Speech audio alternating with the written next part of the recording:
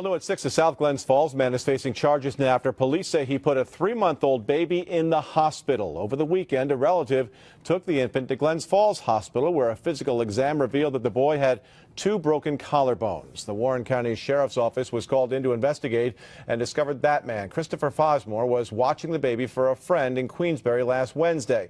That's when they say the alleged attack took place. Fosmer is charged with assault and endangering the welfare of a child. The baby has been released from the hospital and is now in the custody of the Division of Social.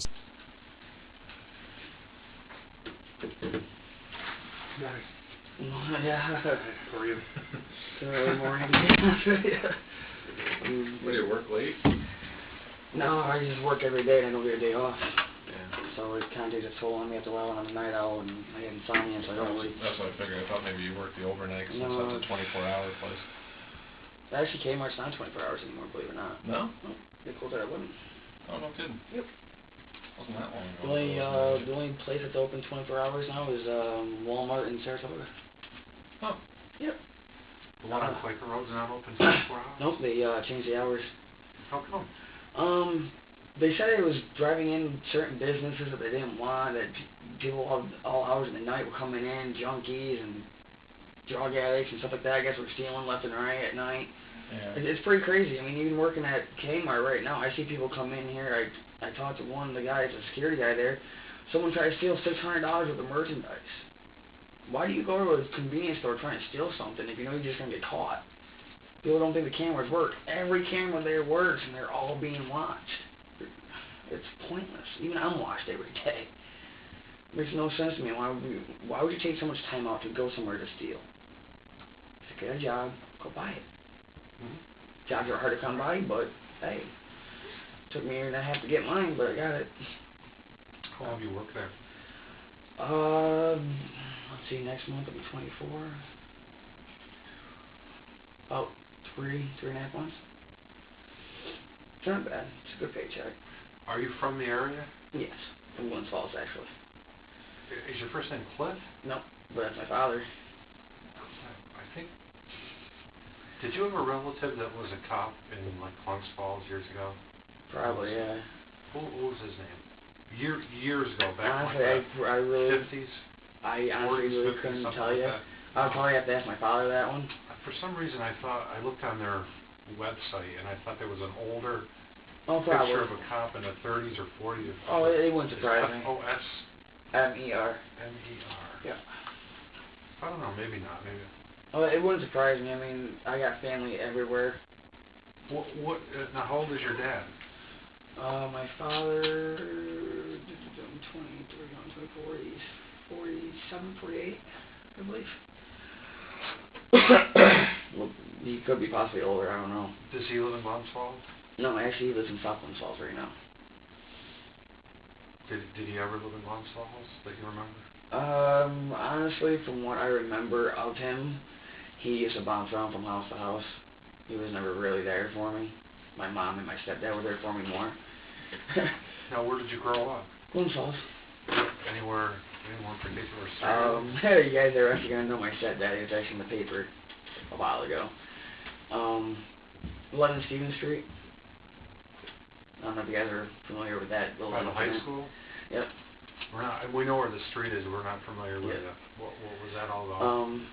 The one where I was this morning where you picked me up, my sister, she went through a nice little encounter with my stepdad. And you guys actually had my stepdad here for a while. Okay. What was his name? Fred Robillard. I don't know if you guys are familiar with that case or not. If it was a Glens Falls case, I might not have had a lot to do with it. It was a Glens Falls case. Yeah. Yep. Because of him, we ended up getting evicted out of our house. My mom lost her job. Homeless for about 2 weeks. Did you go to school in Glens Falls? Yeah. I went to Glens Falls for about 9 years. And then once all the BS came out between my sister and my stepdad, we left. Well, more or less, had to leave. Got transferred to South Glens Falls. Once I hit 18 in South Glens Falls, I dropped out and never looked back. What have you been doing since that? I dropped out at 18, spent a year working with my stepdad. Didn't believe anything my sister said because everyone in my family was telling me different. I don't even know what to believe now. She showed me articles last night that brought me to tears, and this whole entire case is hitting close to home because of everything like that, and it's just really weird because working at different places, it's really hard to work because certain things just hit home, and I don't want to be there. Even at Kmart, seeing little kids at Kmart, it's like, wow. I was accused of beating a 2-year-old a year and a half ago, and I had to fight that as it was. And now I'm being under investigation again because of my actions. The mom was a complete pill addict. Father was a heroin addict, serving time in jail for selling heroin to an undercover cop 3 times, which I don't understand how you can do that more than once. Honestly, that kind of blew my mind. I had the kids all day by myself, and they were being normal 2-year-olds, you know, running around, falling down, throwing stuff, getting arguments and whatever have you, and came home, and one of the kids had a black eye, and she's like, what happened? I'm like, well, they got into a fight, he threw a sippy cup at him, and so have you, and next thing I know, I had CPS down my throat. Well, you know, the child's got this, and the child's got that. Well, I don't know what to tell you, but it wasn't me. Look somewhere else. It was not me. I didn't have anything to hide. They looked at her. What I honestly think saved my butt was the fact that she didn't want to talk to him. She didn't want anything to do with the whole entire thing. Now, if it was my kid going through that, and you want me to talk to you, I'm here, bud. I am all ears. What do you want to know? I'm not going to be like, oh, no, I don't want to talk to you guys. I just don't understand why she went from full cooperation and making me look bad to non-cooperation and making me look like the great guy. Who was that girl? Alexis Shields. Where did that, was that around here? That was actually in Whitehall. Between Whitehall, Fort Edward, and Glens Falls. Because the child was bouncing from house to house. Where were you watching the kids? What town? Whitehall. And what really surprised me the most is that within 2 days, it was actually on Friday, because she had court on Friday, had visitation rights on Friday. From Friday until Saturday, no problems. And then Saturday night, her sister-in-law picks up the kids, and out of nowhere, Sunday morning, we have CPS at the door. I don't understand how it could happen that quick. For bruises showing up as fast as they did, I don't understand how it could have happened that fast. I really don't. Fractured skull, broken ribs, broken lip. I was like, I don't understand that. Did they ever resolve it? I honestly really don't know, personally, and I'm not trying to sound bad or anything, but from what I understand, the child is doing better now. It's with appropriate family members, but as far as I know, I don't know if they ever caught the person over there or not. They never came back looking for me. They never asked me if I did it again. They never asked me if I was around her again. Once me and her broke up, I was done with it. I was done with the games, done with the drugs. I mean, she would pop like 13, 14 of her mom's muscle relaxers, and her mom beat the hell out of her for stealing from her. In front of me, I had to carry her up the stairs. I had to take care of her kids. I was the only one taking care of her kids every morning. Was this right in the village of Whitehall? Honestly, I really don't know Whitehall that well, but it was like right down the road, kind of like from Family Dollar and the bowling alley and stuff like that. I mean, I really don't know the area too well. Really not from there, but it really wasn't that far away from anything. I mean, you could pretty much walk down there and hit a store within like 10 minutes, I think, honestly. And that was a year and a half ago? About a year and a half, 2 years ago, yeah. So these kids, how many kids were there you were watching? 2. And one of them ended up with some bruises? Yes. It was more than bruises. It was more than bruises. It was a broken eye socket, fractured skull, what was it? Dislocated shoulder bone. At one point, I think I was told cracked rib, or broken rib maybe. He couldn't walk, he couldn't talk, couldn't hold anything. They took pictures of him, showed me the pictures of the bruising and everything like that. If they tried to think I was going to crack and admit to something I did because of a couple pictures, they're wrong. Because I didn't admit to anything because I didn't do nothing. Like, I didn't do anything now. Who showed you the pictures? One of the investigators. I went up to the investigation office by the Queensbury High School. And I have no idea. I can't even recollect her name, honestly. It was a female, and I can't remember. It was that long ago. Year and a half? Yeah, about that. Year and a half, 2 years ago. Yeah, so it was 22, 21. 21, I was with my father. 22. Yeah, I was about 21, 22 when that happened. So you don't know if it's ever been resolved? I don't talk to her. And when she tries to contact me, I tell her nicely to leave me alone. I don't want nothing to do with her. She's too psychotic, she's too crazy, and she blames everything on herself. For her having 2 kids, I know where she is right now because of everything that's going on with her. She's constantly harassing her ex-boyfriends, which I'm really good friends with. I see him every once in a while at the bar. We'll talk, we'll chit-chatter, no problem. What I really don't get the most, and what really bothered me the most, and to be honest with you, I really don't understand why I'm going through this right now, but it's all good, is I'm the first one to get looked at. And I broke up with Brittany Thursday. Is it Thursday night? It's a Friday night. I believe it was Friday night. I broke up with Brittany on Friday night, and all of a sudden, everyone's looking at me like I'm a bad guy. Like I did something wrong. I don't know why you would think that. I don't know. Brittany told me yesterday she's going right down to the cop shop. Oh, well, I'm going right down to the cop shop. For what? Are you going to have someone arrested? Why are you going down there? To file a report? Matt gets a phone call 20 minutes later. Oh, she's blaming you for this. Really? She's blaming me. For what? What did I do wrong? Because I don't want to be with her fucking crazy ass? Because I don't want to be with someone who's psychotic? I have more stuff to worry about. She lost her job. Lost her job within 2 weeks. Now, if you want to be a mom and you want to step up and take care of your kids, by all means, do you. I'm all for it. I wanted to help her out. We were on the verge of getting an apartment together. She was doing great at work. And now all of a sudden she has no job. She still wants an apartment. And now the baby got injured from bouncing from house to house to house. And what I don't understand is that last week I picked the baby up by myself and brought the baby to my sister's house. Excuse me. Brought the baby to my sister's house, where my sister was, no less, after she got out of work, and Brittany stayed there for a week with us. And my sister can even vouch for that. Mm-hmm. There for a week.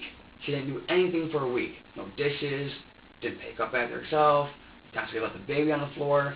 But yet, hey, can you go pick the baby up from my aunt's house? What time? 10 o'clock at night?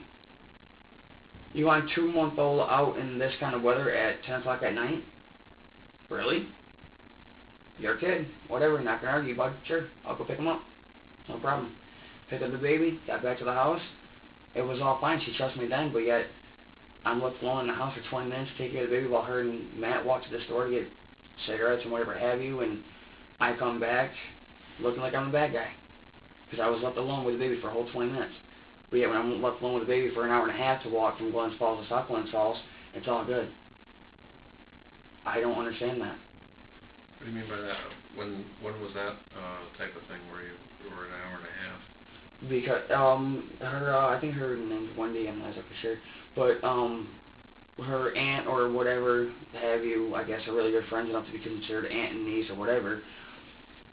9 Grant Street, I believe, in Glens Falls, is where the baby was. Mm-hmm. I had no idea where the baby was. At home, I was walking home, no less. Can you pick the baby up? What time? About 9:30, 10 o'clock. Tonight or in the morning? Tonight. What time do you plan on getting out of work? I'll probably be out around 10:30, 11 o'clock. Okay, no problem. Why can't you do it? Well, the car that I'm driving in really isn't safe enough for the baby and da-da-da and this and other thing. Okay, whatever, I really don't care. Yeah, I'll go pick the baby up. I'll walk all the way from the house, pick the baby up, walk all the way back to my sister's house by myself with the baby. No questions were asked, no nothing, baby was fine. She asked how the baby was. Told her fussy. He was crying most of the way. I didn't have anything to feed him because she didn't have anything in the thing, and I was like, you have everything that the baby needs. I have nothing. I picked the baby up. The only thing he had was a bottle, a little bit of formula, and that was it. I can't make a bottle out of nowhere in the middle of the street. I have no water source. Mm-hmm. You know, I can't just spit in a bottle and go, here, drink that. So I was like, I couldn't make him a bottle. I checked his diaper. He was fine. He was a little wet. Right here, we could wait till we get back to the house to change him, which I did. Wait till we get back to the house, changed him, sat there with him for a little bit, and he was completely fine, completely content. When was this? Last week. This is why I don't understand why I'm here. Because last week I was fine, and now, because I don't want to be with Brittany all of a sudden, I'm here. I don't understand that. Honestly. This is what's driving me nuts. Because I dealt with it a year and a half ago because I was left alone with 2 children. They were 2-year-old, okay? 2-year-olds throw stuff. They have temper tantrums. That's why they're called terrible twos. Last time I checked, that's why 2-year-olds act the way they do. Because they're still growing up. She's telling everyone that the baby's teething at 2 months old. Putting Orajel in the baby's mouth at 2 months old. I wouldn't do that, honestly. The baby shouldn't be teething at all. Not at 2 months. I mean, I'm not a father. I don't, never had my own kids. I mean, she's got 3 of them. But he only has control of 1 right now. Because of everything in her past. What time did they leave Thursday? Thursday in the evening, I believe. I was out of work. I get out of work at 6. Is that your regular work routine? Is it 8 to 6 or something? No, I normally go to work from 1 to 6. I only do about 5 or 6 hours there. And I've been trying to help out a couple people on the side, trying to make more money on the side and stuff. But on Thursday, you ended up at her house at about what time? Thursday, I got out at 7 because I stayed an hour late. Got to Matt's house around probably 7:15, 7:20, because it takes me a couple minutes to get everything ready and punch out. So about 7:15, 7:20, I got to the house, and I would have to probably say it was around like 8:30, 9 o'clock. She wanted to go get cigarettes. She wanted me to walk with her, but I really didn't want to because my kneecap was really hurting me from work. I didn't want to go. Told her I didn't want to go. And she started fussing about it, and Matt said, okay, well, you can stay here, watch the baby, me and you go. And I said, yeah, that works out. I'll stay here, watch the baby, spend the time with the baby, and that way you guys can walk to the store and walk back. And I asked Matt how come he doesn't just go up to Hess. And he said, well, I've been walking up and down hills all day. I don't want to walk up and down hills anymore. I'd rather just walk straight and walk there. Okay, no problem. It took him about a half hour, almost 45 minutes to get back, which kind of really bothered me because it doesn't take that long to get there and get back. What? You got out at 7 that night? Yeah. Now, do you walk or drive? I walk. So you walk from Kmart to the Matt's Boulevard? house. Yeah. Is it Matt's house or is it her house? It's Matt's house. She's not even supposed to be there. She's not on the lease at all. And Tom's already told Matt, which is Matt's landlord, that if she's there, Matt will get evicted. And Matt's been freaking out because he has nowhere else to go. His marriage is what it is right now. I mean, he barely sees his wife. And she is driving him up the wall. He's already told me that he can't handle it no more. Does he work? No. He's got cystic fibrosis. He can't do anything. Now, as far as you and this girl go, where did you meet her? I've actually been longtime friends with her. I've known a lot of her family, a lot of her friends. We actually grew up together. Well, not really grew up together per se, but a lot of people that I know, she knows very well. A lot of people that go to the bar Thursday and Friday night, you ask anyone, you know, any of my friends who I am, they can point you out right to me. You know, be like, oh, that's him. The Daily Double. Do you go there? Yes, I do. Yeah. Does she go there? Yes, she does. Did you meet her? Or did you go to school No, with her? actually, I really can't recall how I met her. It was a long time ago. Honestly, we never really hung out that much, and I really can't even recall how we started hanging out more. I've always had a small crush on her. I thought she was a good girl, you know, whatever have you, and thought she was great to be around, but next thing I know, come to find out, I'm wrong. Completely wrong. She's early psychotic, she's bipolar, she needs pills, she needs counseling, as far as I'm concerned, and as far as a mom, I can't knock her as a mom. I really can't. She's there for her kids when she gets a chance to be there for her kids. But the whole entire work ethic and house ethic, personally, she lost her job because of all the appointments and everything like that that she's supposed to be had, and she wants an apartment. Well, for you wanting your apartment, you need a job. You need a job, you need money. And you go back and forth to work. She wasn't happy with that, and that's what more or less made me break up with her, honestly. And I can't even recall when we even started dating. It was probably about maybe a month and a half ago tops, if that. I mean, we were off and on because she's crazy. I could say one comment to her and she flips out. But yeah, it's okay for her to flirt with other guys and not expect me to get mad. What gets her angry? Anything and everything, honestly. The saddest part is when I told her that I had a 12-pack of glazed donuts for her, and I didn't bring them home because they wouldn't fit in my book bag. And she called me an asshole for it. What day was that?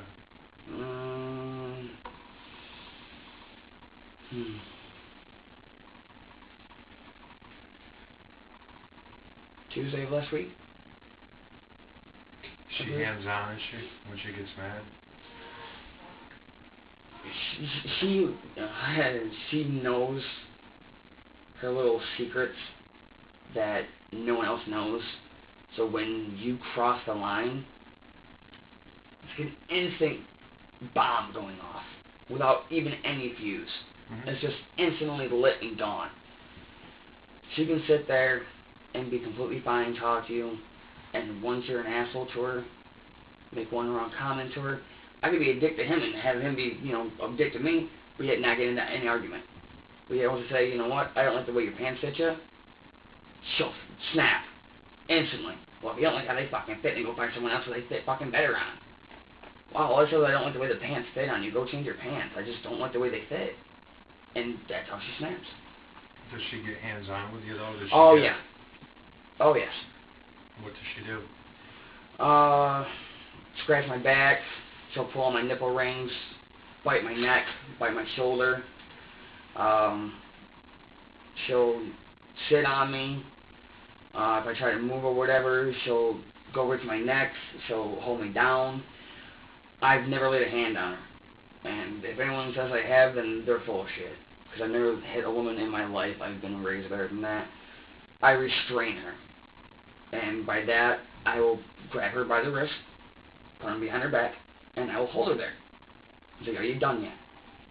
Are you finished? When you're done, I will let you go so I can go somewhere else and let you cool off. Are you done? Are you done? Are you finished yet? And she'll sit there and she'll laugh and go, yeah, I'm done. Okay, I'm done holding you then. And then she'll get up, sit in a chair, she'll be quiet for about a whole 5-10 minutes, and then once they make another comment, it's all over again. She'll snap on me again. But it's alright, I got used to psychos. I can deal with that. It's the hitting I cannot tolerate. What do you do when she snaps again? Same routine? It never changes. She'll curse at me, she'll yell at me, tell me to go fuck myself, tell me to go be with someone who's better than her. Show me your restrainer. I'm not going to come at you, really. I'm not even worried about it. She'll, if she's going to hit me, whatever, bite my neck, I'll be like, listen, you need to stop. If you're not going to stop, I'm not letting go. So what if she starts coming towards you? I'll just go like this, you really need to stop. Please stop. And then when she'll start fighting me, she'll start, going like this, we'll start going like this, and then I'm like, no, you need to stop. This is getting old. I don't want to be with someone who's going to be like this. And then go be with someone else. Fine, I will. And I'll let go. And then she gets all mad at me. How long does that take her to calm down? If she's got a cigarette, matter of minutes. Oh, she needs a cigarette to calm down? Oh, yeah. If she doesn't have a cigarette, it's my fault. If she can't go to the store to get a cigarette, it's my fault. When was the last time you actually had to restrain her like that?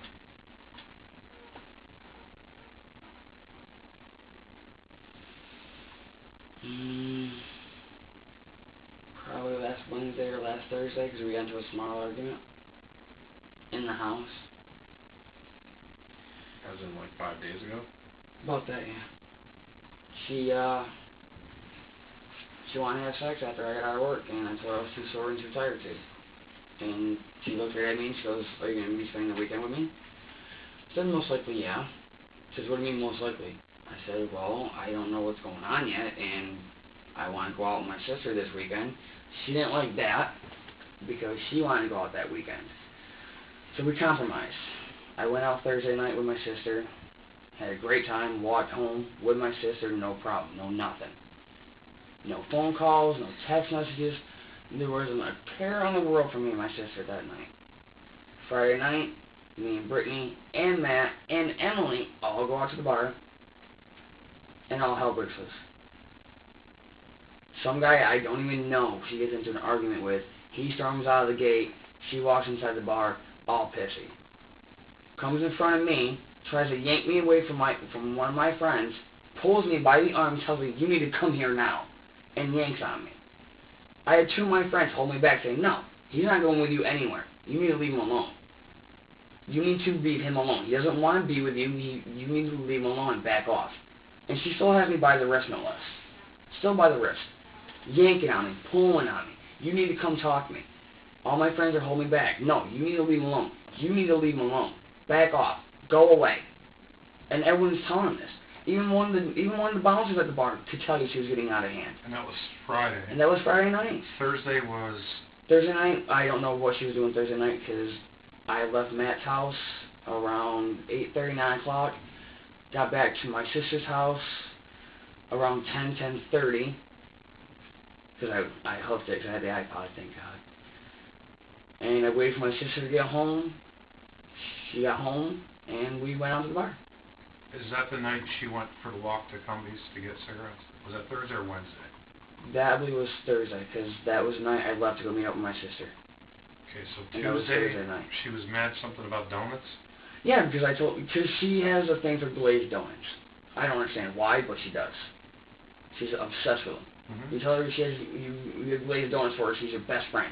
You bring them from the bakery over there? Every once in a while, the women over there, when they're a couple days before expiration, they'll leave them out, and they'll be like, "Chris, if you want to take them home, we're just going to throw them out in a couple days anyway, you're okay with it, you had clearance, you're all good, and they're just going to get thrown out, So I'm like, all right, cool, no problem, I thank them all the time. I'm like, well, I don't want you guys to get in trouble, for giving me something that's off the shelf, like, Chris, between 24 and 48 hours, they're going to be in the garbage anyway, so whether you buy them or not buy them, we're throwing them out, regardless.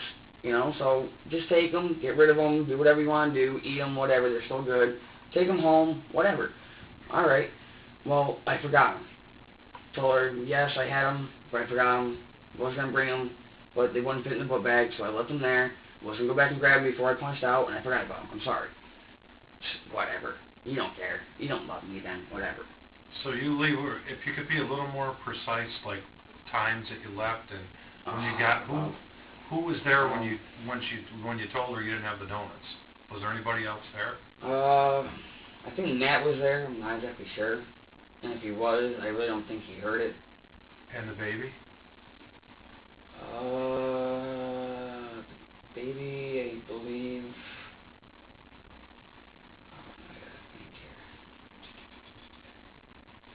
I believe the baby was in a car seat. No, the bouncer.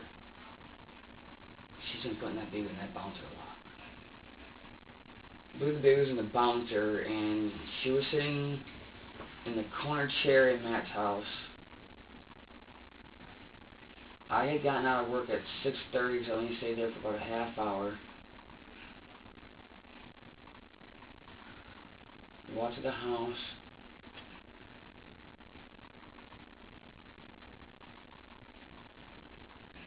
Walked to the house. Got there. In 15-20 minutes, that leg was really bothering me. Got there. Told Matt that I had some garbage bags for him if he needed them, so I'm not to worry about it. I think he went outside. I'm not exactly sure. I really can't remember. Sorry, I didn't stop drinking.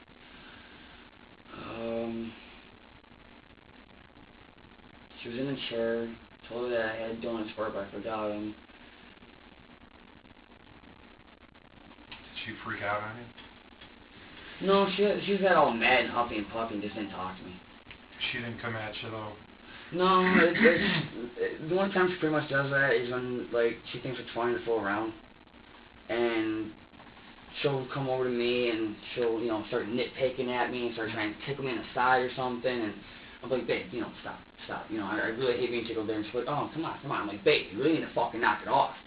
And she's like, wow, what's your problem? I'm like, you know I don't like being tickled there. You know, it hurts. I have rib problems. Will you fucking knock it off? Whatever, be all fucking pissy then. I'm like, I'm not being anything. You know, and then she'll bite my neck thinking it's funny.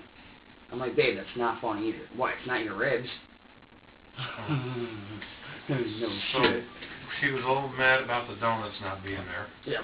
What was the rest of that night? How did all that go? Okay. I mean, she doesn't really flip out that bad, but she does. It's just weird. She has her moments where she can be completely fine, and then she just gets all irate for no reason. What time did you leave that night?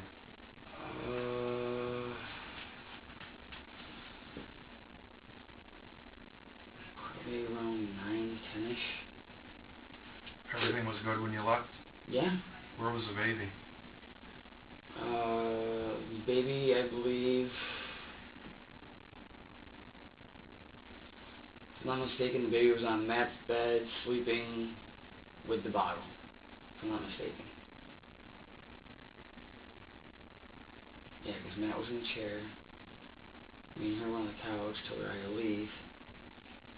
She got all upset, all huffy puffy, whatever. What was she upset about? Because I told her I had to leave. It's really weird because I told her I want another nighttime job so I can make more money. She gets all mad about that. Is that the night she wanted to have sex? She told me, yeah. She said that she planned on having sex all weekend long. She's like, well, what are you doing all weekend? I'm like, I don't know why. She's like, well, I plan on getting laid all weekend. I was like, must be nice to be you. So I'm a little fucking sore and tired by her. I don't perform on demand, dude. Like, sorry and shit. I don't. And she's like, whatever, fine. I'm just gonna find someone who does. Whatever, fine. Go ahead. Well, you really don't love me that much. She told you all that? Yeah. Believe so. So when you left, the baby was on the... Can you see the bed from where you guys were sitting? No. No. It's in a separate room? Yes. That's what really bothered me the most. So I told her I really didn't like the baby sleeping in Matt's bed because I really couldn't tell if the baby was okay or not. And she'd always tell me, don't worry, the baby's fine, don't worry, I can hear the baby, you know, I have great hearing, you know, I can hear anything when the baby cries, you know, I'm always right there. Okay, whatever, your kid, I'm not going to fucking fight, I'm not going to argue, I'm not going to bitch, I'm not going to moan. It's your kid. She told me point blank, face to face. Well, you know, they're my kids and I'll take care of them however I want to. Really?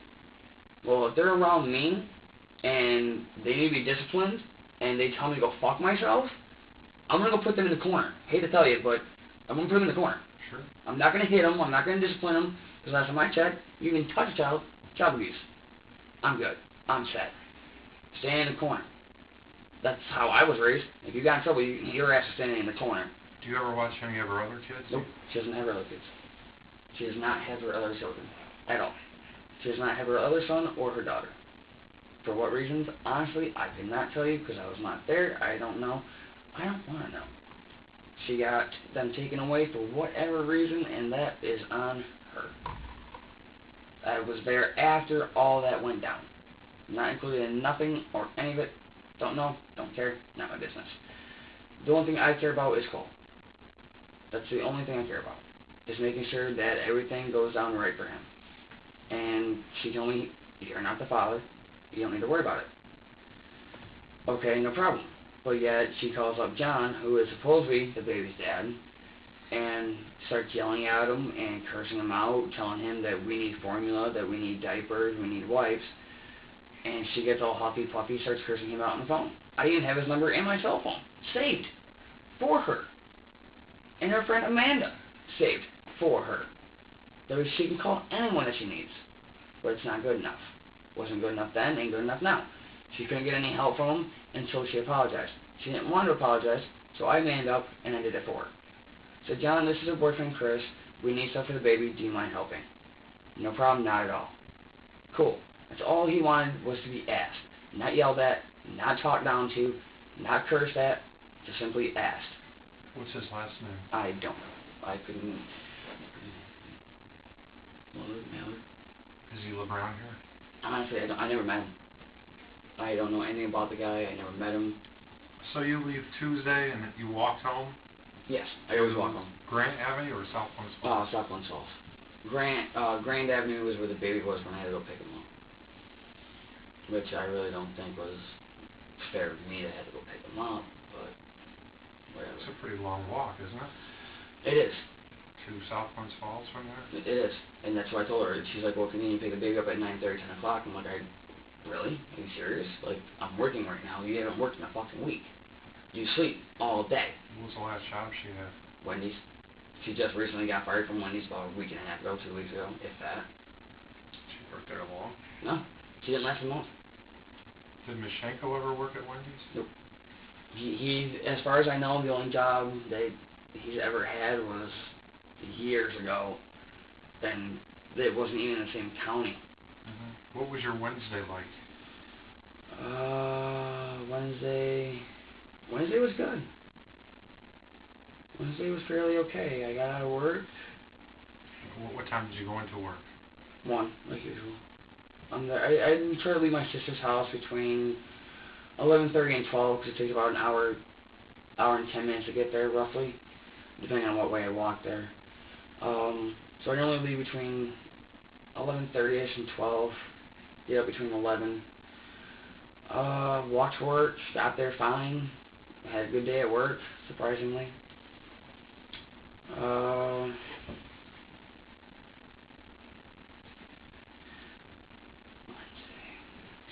I think she stopped in. Her and Matt stopped in, I believe, on Wednesday. To have a baby? With the baby? No. No. So who would have had it then? Probably Margot and Kevin from next door.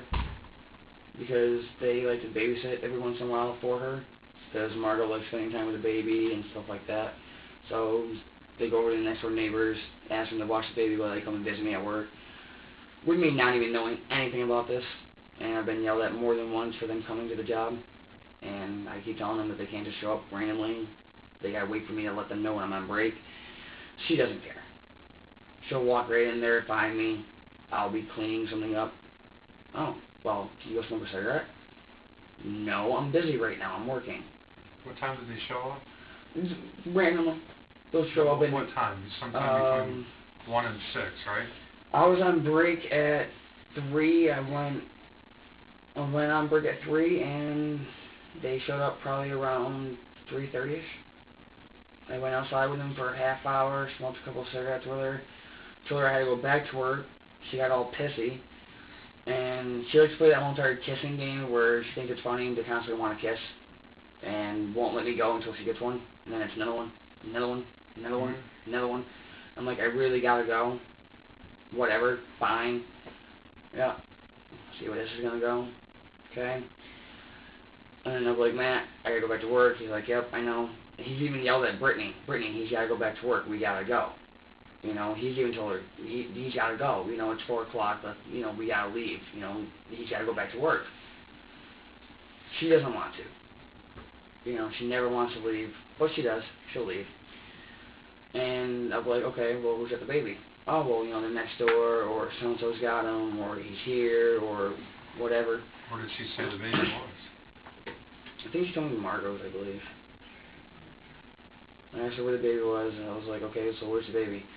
And if I'm not mistaken, I think she said that Margot was watching him for a couple of minutes while they came and visited. And she was going to go back to Margot's to roll a couple of cigarettes, pick the baby back up from Margot's, and go back over to the house and wait for me to get out of work.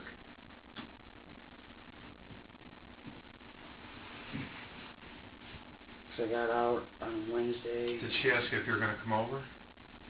No, she just expects me to.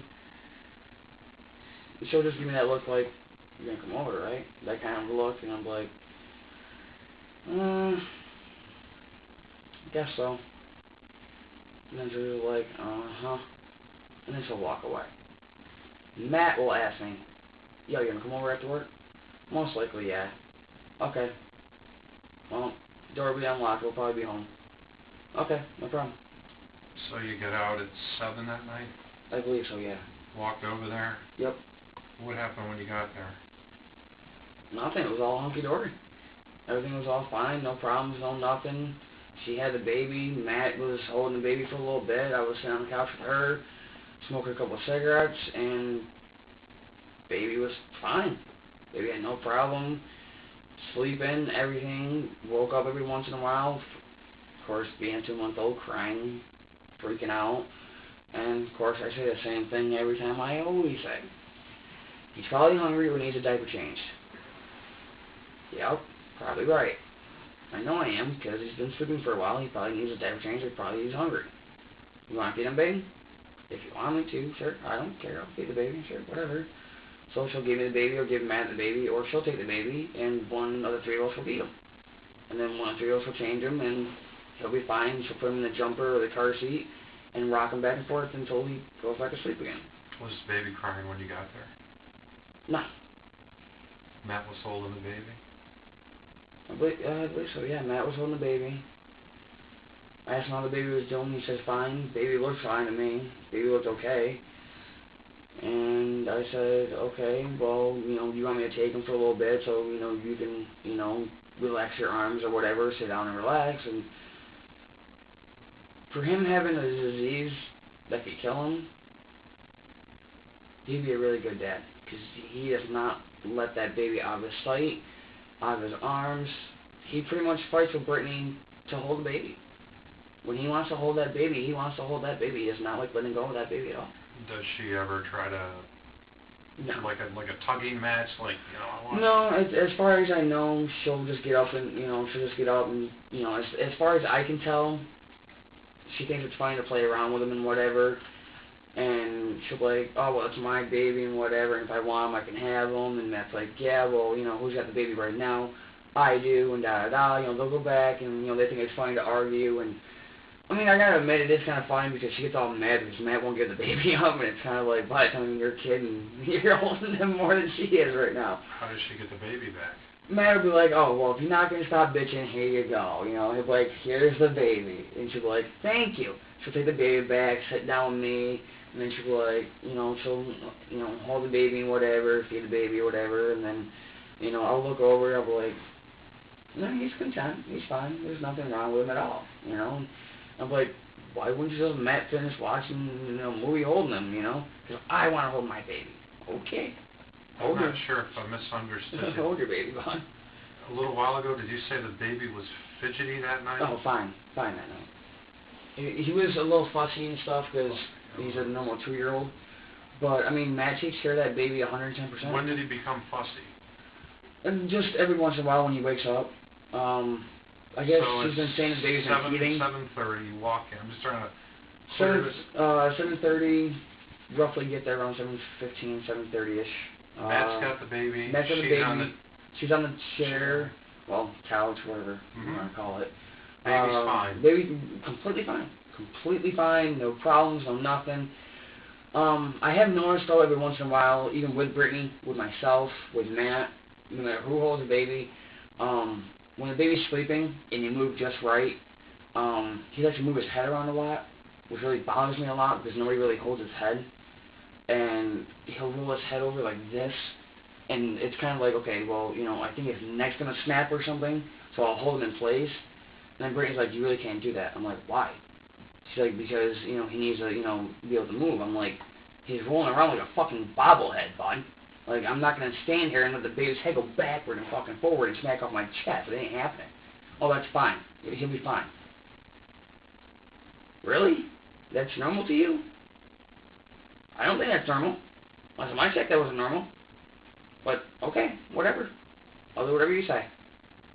I'll treat the baby just like you want me to. No was problem. that conversation that night, or was that another time? It's 24/7. It's an everyday, whenever I have the baby, it's an everyday thing.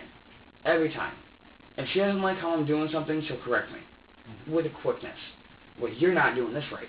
You're not doing that right. You need to stop doing this with the baby. Well, if you did this, the baby doesn't need this. The baby doesn't need that. Okay, I'm sorry. I didn't know that's not what you wanted. I'm sorry. She'll be like, oh, well, feed the baby. Okay, how many ounces? Really? You've been taking care of the baby for how long now and you still don't know? Well, you guys have been going fucking back from 6 to 8 to 7 to 9 to 12. I don't know what the fuck you're feeding the baby. What number? 6.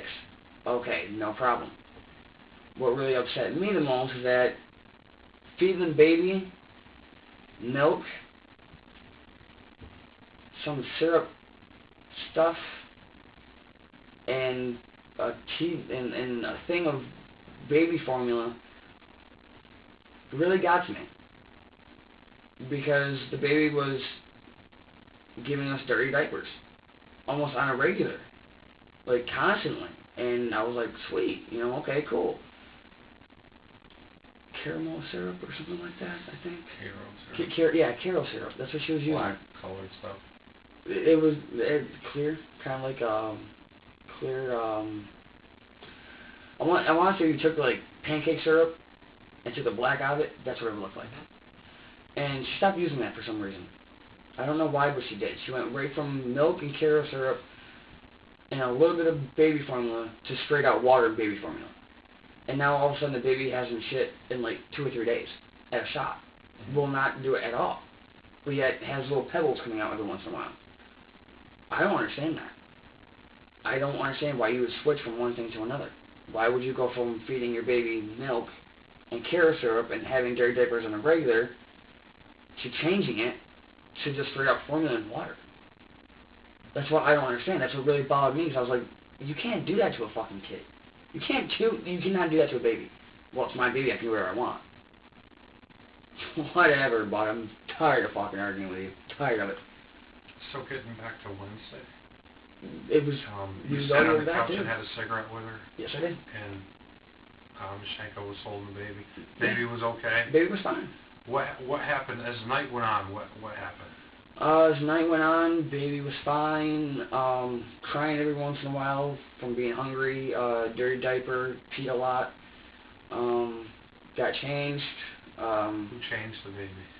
I changed the baby, I think, twice. Matt changed him a couple times. I think Brittany changed him a couple of times. We all take turns changing the baby, holding the baby, doing whatever. That's the night they went to Cumbies? Yep, I believe so, yes. How did all that come about? Because she was bitching me out for smoking all her cigarettes, like she normally does. When, yeah, I don't even know how she can afford a fucking pack of Newports when they're $10 a pop. So I was like, thinking to myself, how do you always have Newports? But I'm not going to start an argument with that because it's just not worth it. And she said, babe, I want to go, let's go to the store so I can get cigarettes. If you're going to smoke them all, let's go so I can go a bit more. Babe, I don't want to go. I really don't want to go. Well, why not? My fucking kneecap hurts. Do you not understand that? I don't want to go. And then Matt would be like, Matt came out with, okay, well, if he doesn't want to go, me and you can go, and he can stay here and watch the baby. I said, there you go, you bitch about me not spending enough time with the fucking child and you. Why don't you leave me here with the baby? I can take care of the kid for you. You guys can come back. It's a stress reliever for you. Think fucking twice, smart one. Why not? She just didn't want it. She did not. No, I want to spend time with my man. I want to spend time with my boyfriend. Matt, you're fine with the baby. I want to spend time with my man. Well, I want to spend time with the baby. So can you and Matt go, please, so I can spend time with him? Fine, I guess so. They came back. She was wondering what was wrong with the baby. I said nothing. Baby was fine. Baby was on my chest, sleeping. No problem. And I said, what's this mark on his shoulder? She says, what mark? So there's a mark on his shoulder. She goes, oh, it must be from his car seat or from his bouncer. I said, okay. I didn't think twice about it. I really didn't. Did not honestly think twice about it.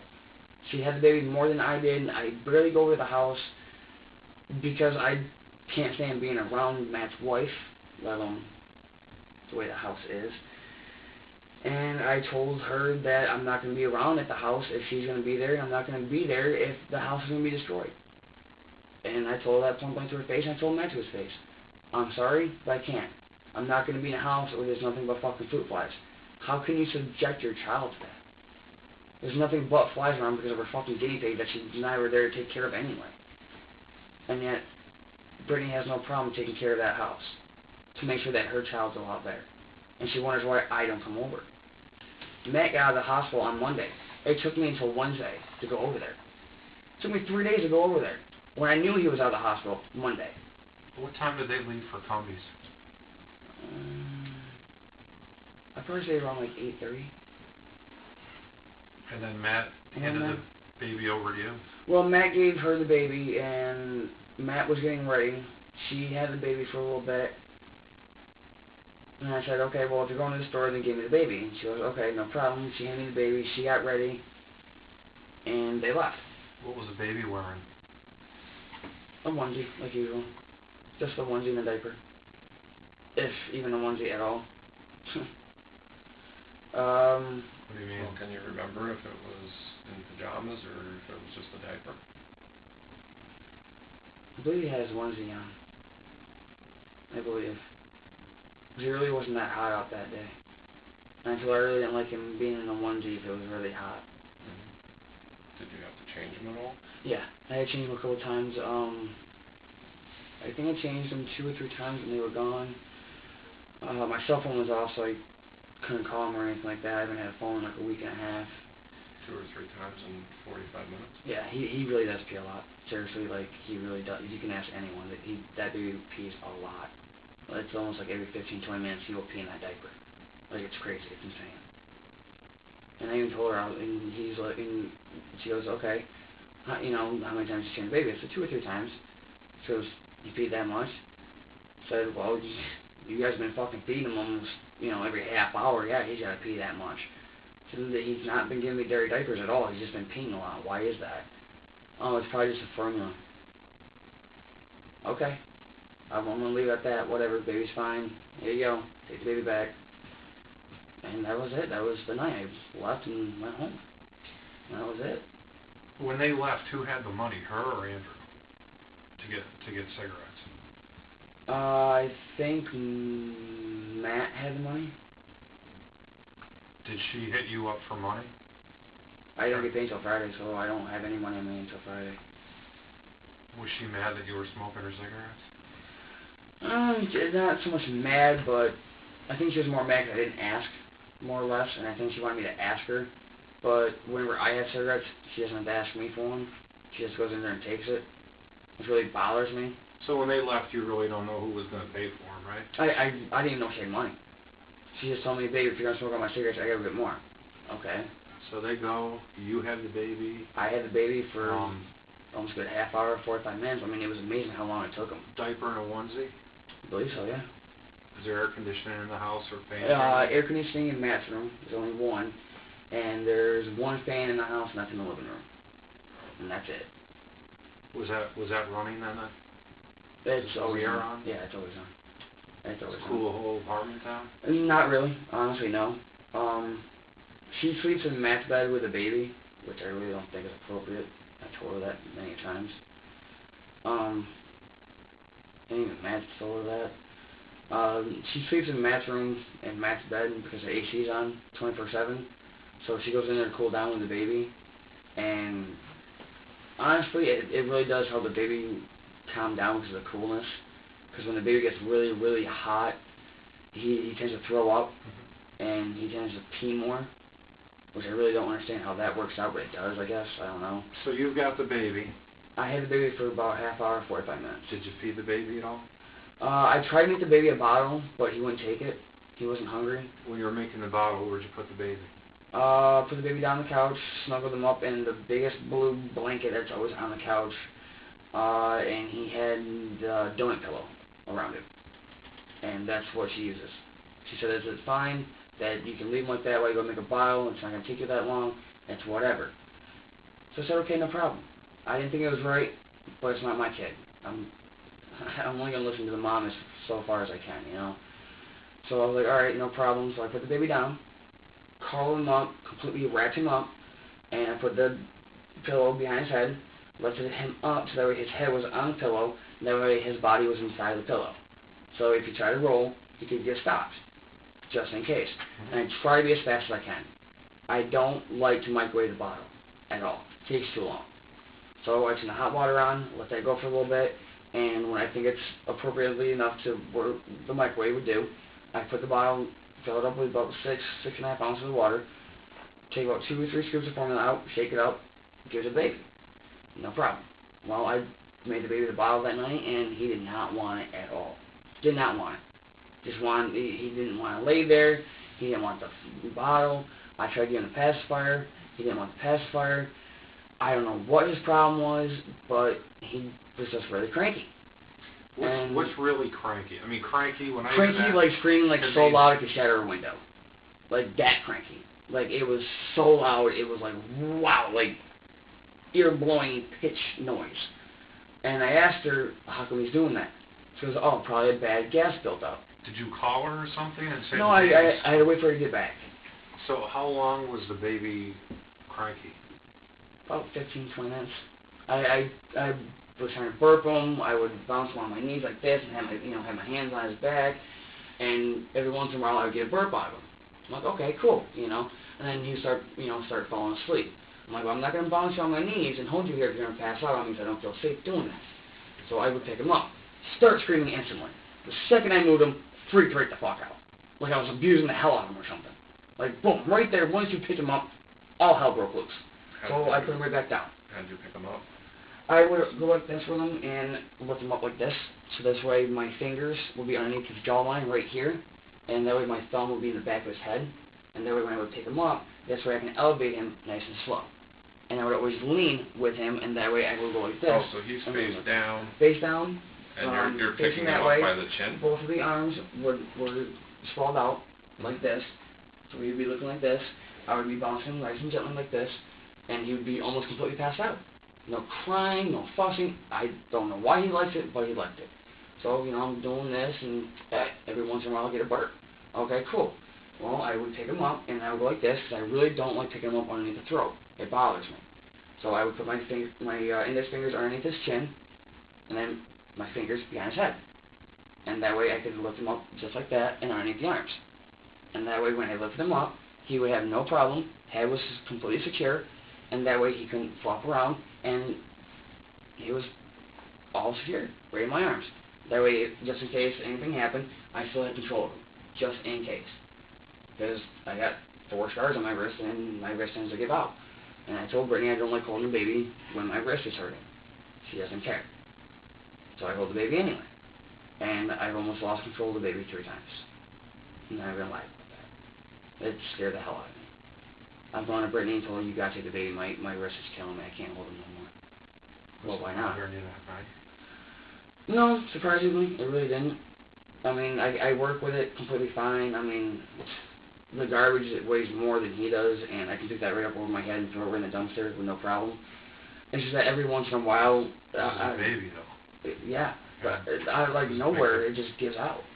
I mean, my kneecap gives out, my wrist gives out, and... If we're to give out, could you lose control of doing, let's say you're lifting... If I had the baby, my wrist was to give out, the way I turn with the baby, I would go like this. If my wrist was to give out, I would cave right in. That's the first thing I do, is I would cave right in. It's never happened before. And just go like this, just in case. Because I rather, it's really going to be bad to say this, but I'd rather compress the baby than let the baby be mobile. Because if, in my opinion, if the baby is mobile, then he can roll off me and get hurt. I'd rather kind of like compress him against my body and then lift him up that way to make sure that he's not going anywhere. At least this way he's fine. I mean, I don't know if that's a proper way to do it or not. I don't know. I never taken classes on it. But that's what I do just in case my wrist does give out. Because I don't trust my wrist at all. Even at work, I don't trust it. I've hurt people at work because of my wrist. It's kind of funny, but it's kind of sad. And How would you hurt people with your... I don't understand that part. I'm sorry. On the maintenance, since I do maintenance at Kmart and stuff, I take care of all the garbages, and I change everything out in the toilets, and I go out, and when you're doing garbages, they tend to get a little heavy, and when my wrist gives out, I'll push the cart away from me without even trying to. It'll bump into somebody, or I'll be changing out the red bins underneath the cash registers, and when my wrist gives out, I'll end up dropping the whole entire red bin everywhere, and it'll bounce off of something and hit somebody or whatever. I've done it a couple of times. Not my brightest moments. Most embarrassing, yes. Brightest, no. But I do apologize for it. Tell them my wrist gave out, and I'm sorry for the inconvenience and whatever have you. I mean, everyone can obviously see the scars on my wrist. What happened? That one was from working at Johnny Rockets when I cut myself. That one was when I got cut at a different job site, and that one is when I put my hand through a window. when I was 9 or 10. And that one right there is when I got pissed off at one of my exes a couple of years ago and thought I'd be tough and put my knife to my wrist. Try to get some anger out, and it didn't exactly work. It more or less pissed me off even more, and it made me bleed, and it really hurt. And no, never doing that again. Ever. A crying baby can be a challenge. It can, but the way I see it is that it's just the way I see a work day. And you guys will probably think I'm really weird for saying this, but no matter how bad a day can get, it always ends. Always ends. It's always got to stop at one point in time. And no matter how fussy a baby can get, eventually they're going to get tired enough to where they're going to fall asleep again. Or you can feed them, and that's what they want. Or just by holding them, they're quiet. Just the smallest things is what they want. It doesn't bother me to hear a screaming baby. I hear it all day at work. All day at work. So it doesn't bother me. I hear people complain. I hear people moaning, groaning over the stupidest shit over $2 whole. That something costs them $2 and they gotta bitch about it. I picked up after kids in the bathroom while they're still in there thinking it's funny. Shitting all over the toilet and I gotta pick it up. And I gotta clean the bathroom. They think it's fucking hilarious. Yeah, I get mad, but I laugh it off. Because the day ends anyway. Who thinks it's hilarious? Oh, everyone. Everyone. If I took yesterday off, and I know I'm going to hear it today. I know I am, especially when I go back to work. Do you think that they look down on you at work because of what you do, or? Honestly, I really don't know. And, I mean, she's gone in there with the baby on more than one occasion. And, I mean, they all know that we were together. They all know that I was taking care of the baby and everything. And, I mean, one of the girls that works there, she was completely rude to her for no reason at all. And I even told her, I was like, that's just the way she is, you know. She's like, well, that's not even fair. She needs a change. Like, it's just who Brittany is, you know. Mm-hmm. You gotta get used to the way she is and if you're gonna be around her, you know. And at work, it's just different. When I'm at work, I'm there to work. I'm not there to socialize. I'm not there to have, I mean, yeah, we all have fun and whatever, and I talk with them. But when I'm called to a spill, or when I'm called to fix something or do something, I'm all over it. I don't waste any time. I am right there. Just like I told her I would be for that baby. If there's anything wrong with that child, let me know. If I got the money, I'll be there. If you need a babysitter, let me know. If I can do it before work, fine. If not, it's got to wait until after work. I can't skip on work because you need a babysitter. I can't do it. You know, and she's like, well, you know, what do I do for a babysitter, you know, if I can't find one? I don't know what to tell you. I can't give you an answer. I have to go to work. I can't just call off because you need a babysitter. The week that she stayed at my sister's house, she made her ride back and forth, go get Wick, and to go shopping and pick up baby clothes and go pick up baby formula. No one wanted to give her a ride because she didn't have gas money. And she wanted me to stay home with the baby and watch the baby. I can't. I have to go to work. My sister's like, Britt, I gotta go to work. I can't stay here either. You know, like we both have a full-time job. We cannot stay here. So Brittany was at the house. I get home. She didn't go anywhere for 6 fucking hours. Didn't do anything for 6 hours. And that drove me fucking insane. And I looked at her and said, how can you not get anything done? I said, I'm at work, no formula, no diapers, and no one came to fucking help you?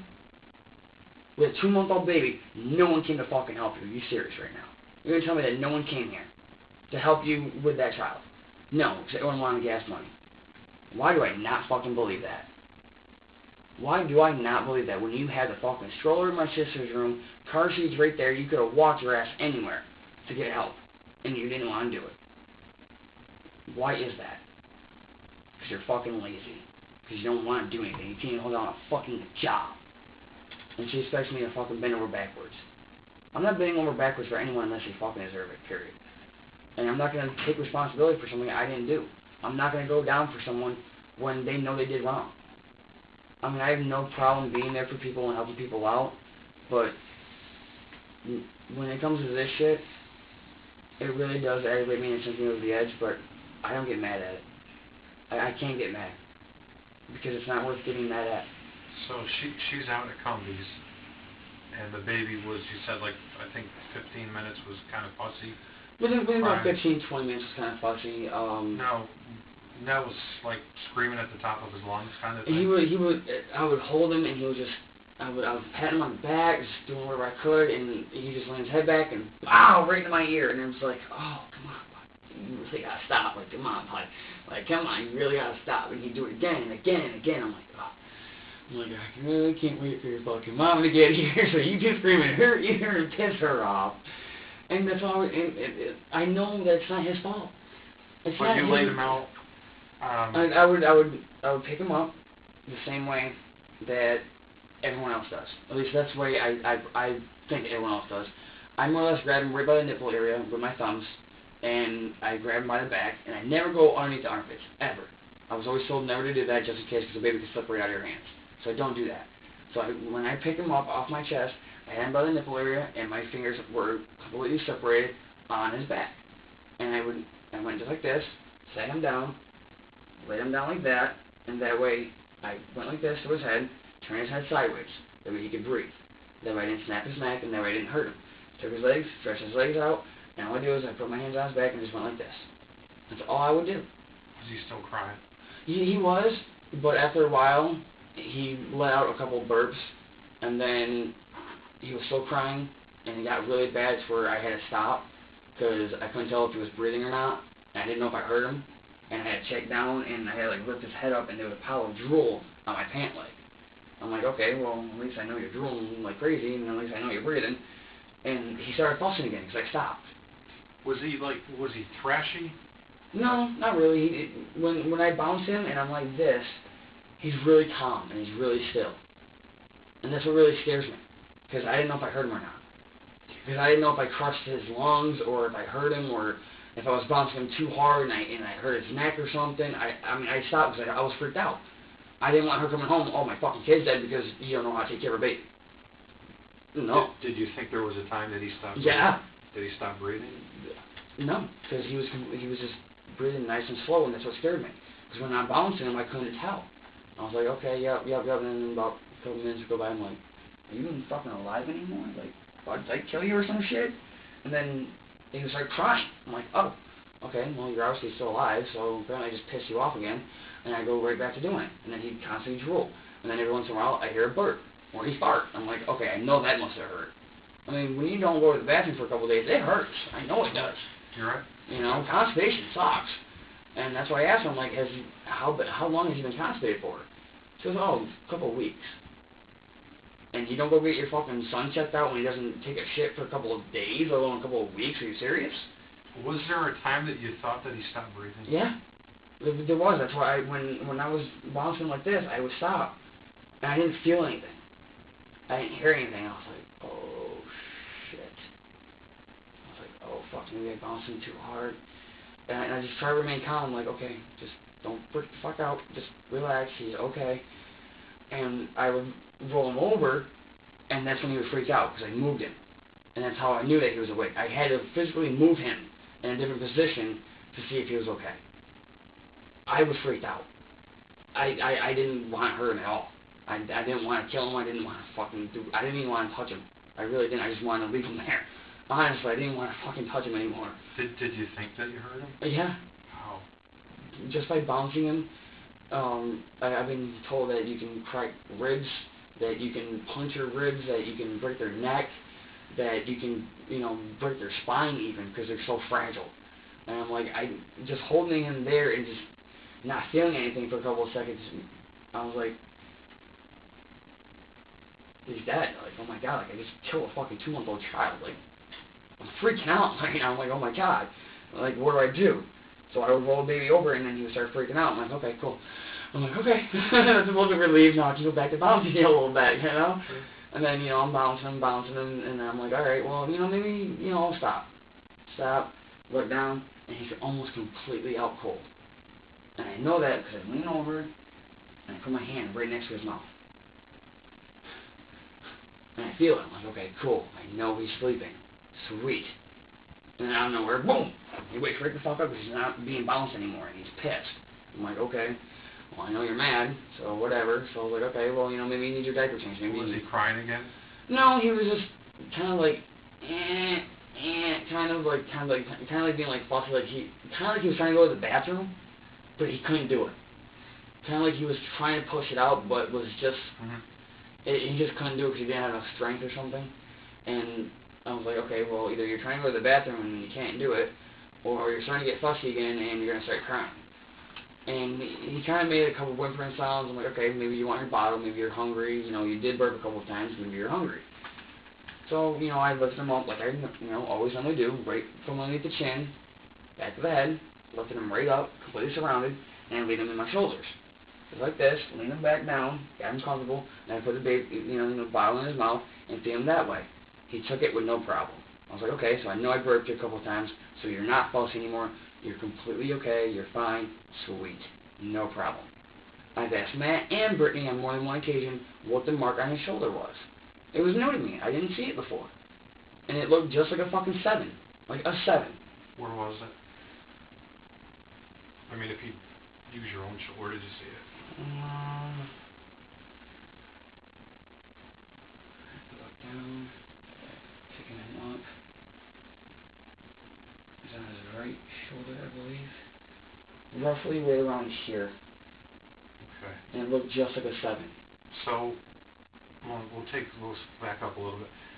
So you do the bouncing, and at any time during that, did you feel your wrist give out? It didn't so much give out, it was going tingly on me, so I know it was going to start acting up, and I got to do that every once in a while to pop it, and I was bouncing with one hand, and I had to constantly do this, and then once I felt that pop, I was like, okay, cool. How did you compensate for not having the other hand there? Did you use your body? I more or less, I really didn't like doing it, but I just spread my fingers out, and I was just going like this, and he was starting to slide. So I was trying to hurry up and really crack I was like, okay, cool. And I would move him back up. Did he almost go over? He was starting to, and I stopped him. And my hand was still on his back. And when I noticed he was still starting to go over, I took him by the side of the stomach and just gently moved him back. Just didn't squeeze or anything like that. Just. Is he fidgety though when you're doing hard to control? No, he's a really good baby when you move him. He's really not fidgety at all. He has no problem being taken care of at all. He really doesn't, especially being bounced around. For a 2-month-old, he loves being bounced. He really does. And that's what really scares me. And I told her that. I'm like, I really don't like bouncing him, but it's the only thing that he likes. The only thing that makes him fall asleep is being bounced. And that's why she puts him in his bouncer. And she'll rock him back and forth. And his head will constantly go like this. He'll bounce right off the back every time. And he goes to sleep that way. So you eventually get him back up and cradle him? I get him back up, cradle him in my arms, put the bottle in his mouth, and I'm holding him there, and he's fine, no problem. And he likes to drink it too fast, and Brittany's noticed it, Matt's noticed it, I've noticed it. He doesn't take his time. And I don't know if I'm putting the bottle too far into his mouth, not far enough in his mouth, but it just seems like he constantly spits up the formula. Constantly. So it's like, okay, so I take it out, I wipe his mouth out, and then he gets cranky again because he took the bottle out of his mouth. So I tried to put it back in his mouth, and then he started whining again, started crying again. And I was like, okay, mommy's going to be back really soon. I fucking hope. And I'm like, you know, it's been a while. Like, it doesn't take that long to walk the Tumbies and walk back. Well, that's probably maybe a 15, 20-minute walk there, depending on how fast you walk. Like, they really should have been back by now. They really should have. How were you feeling? Paranoid.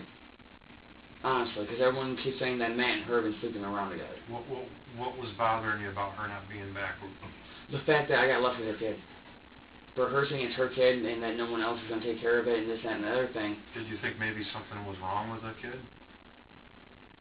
Not really, because, I mean, he's all fine and content, but what really bothered me, and I brought it to her attention, I brought it to Matt's attention, and I think this is why I'm being looked at, honestly, because I said something, but it doesn't bother me because I'm not fucking scared. I asked him, what is that mark on his shoulder? Why is there a mark on his shoulder? And it was only on one shoulder. How did it come to be you saw that mark? And did you see it before they got home? No, I didn't see it before they got home. It was probably the next day is when I stopped over at Matt's again. And he had the baby in his arms or was putting the baby down. I can't really remember. And I said, Bud, what's that mark on his arm? He's like, what mark? I'm like, that one right there. What's that? Like, 2 little marks on his arm. I'm like, that looks like a 7. Kind of weird. And Matt looks over at Brittany, and Matt's like, probably from the car seat? She goes, yeah, probably from the car seat. I'm like, are you guys sure that's from the car seat? I'm like, that doesn't look like it's from the car seat. She goes, well, where is it? So it's up by his shoulder blade area. She goes, oh, it's probably from his car seat. It's probably too tight, or someone's probably taking him out too rough. Okay. I know I haven't taken him out of any fucking car seat, let alone out of any car. So, where did the mark come from? And it took her this long to do something about it? Which is what I don't understand. Because Matt even told me yesterday, when Matt came back to the job and told me what happened, because he stopped in earlier and saw me. No, not yesterday, the day before that, because I had yesterday off. Yes, I took yesterday off, today's Monday, so Saturday. I was at work, and Matt comes rushing over to me and goes, hey, we need to talk. I said, about what? This is the baby. I said, okay, what about the baby? He goes, the baby's got 2 broken fucking collarbones. Really? Now, how did that happen? Because I wasn't there until Wednesday, bud, so Monday through Wednesday, that's on you guys, not on me. I wasn't even around. So, what's going on now? Within a 3-day span of me not being there, and then 2 days of me being there, all of a sudden, now I've got 2 broken collarbones. Was Wednesday the day they went to get cigarettes? Yeah. And that was the day that you were bouncing? Wednesday is the day that I had just stopped in to see how Matt was doing. Because Matt didn't get out of the hospital until Monday morning. You were bouncing on Wednesday, though? I was bouncing on Wednesday night, yeah. Okay, so they come home. Was there any talk about any marks on that? No, I really didn't see anything. Honestly, I was really tired. I was really pissed off because it really took her that long. I was like, what took you so long? You know, like, it doesn't take you that long to walk there and walk back. And she's like, oh, well, you know, me and Matt were talking, da-da-da, and we were just really talking a lot. I'm like, that's a really long conversation to have then. For that long. Almost an hour walk? That seems kind of weird to me.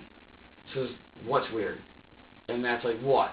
I'm like, no, I'm not saying nothing, but I'm just saying, it only doesn't take that long to walk to Cumbies and walk. That's fun. That's all I'm saying.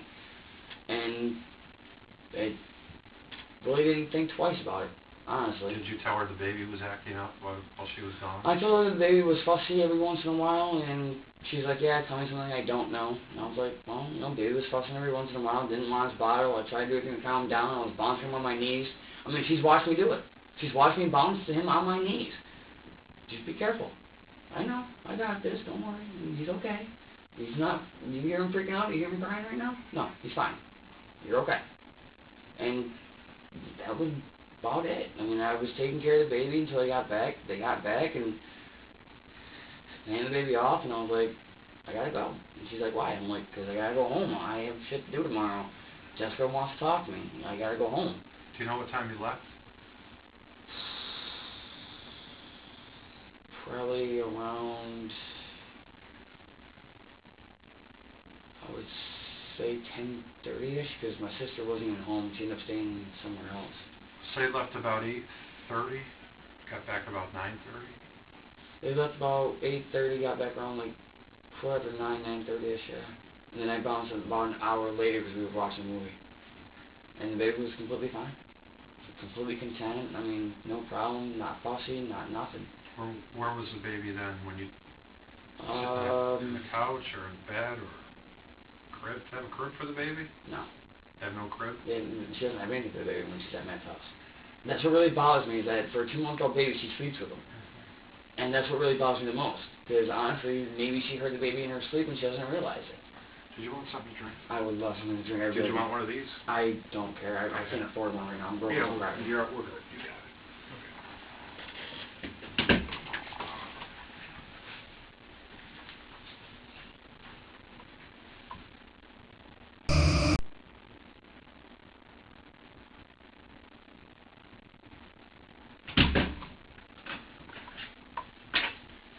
You're all set, and you get the drink and everything, all right? Mm-hmm. What time is it? It's a little after 12. Well, I ain't fine.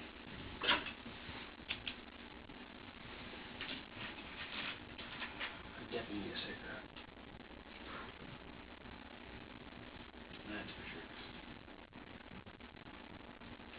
seeing how my cell phone's off, how, so I gotta talk to my sister, see if I can stay at her house anymore. Why wouldn't you?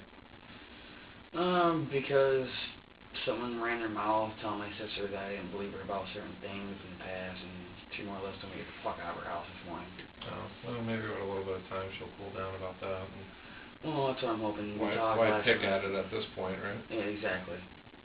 Sometimes if you let things settle and maybe do your work day or whatever later on, I'm hoping she's gonna think about it, and she might settle down. And yeah. if you start asking her about it, she'll get angry and it'll start the conversation all over again. You know what I mean? I don't know if she doesn't want me home because my clothes will be fucking packed up and so will all my shit. Well, so then you'll have your answer, right? Yeah, that's pretty much it, boss. All right. One quick thing. Just wanted to, having you here for a little longer than a couple minutes, all right? Yeah, Just wanted to read this to you. Yeah. I have to read you the thing that we're talking like this about this, all right? Obviously, I'm sure you've heard this a million times on TV, but still just needed to read it to you just to cover my bases anyway. Okay.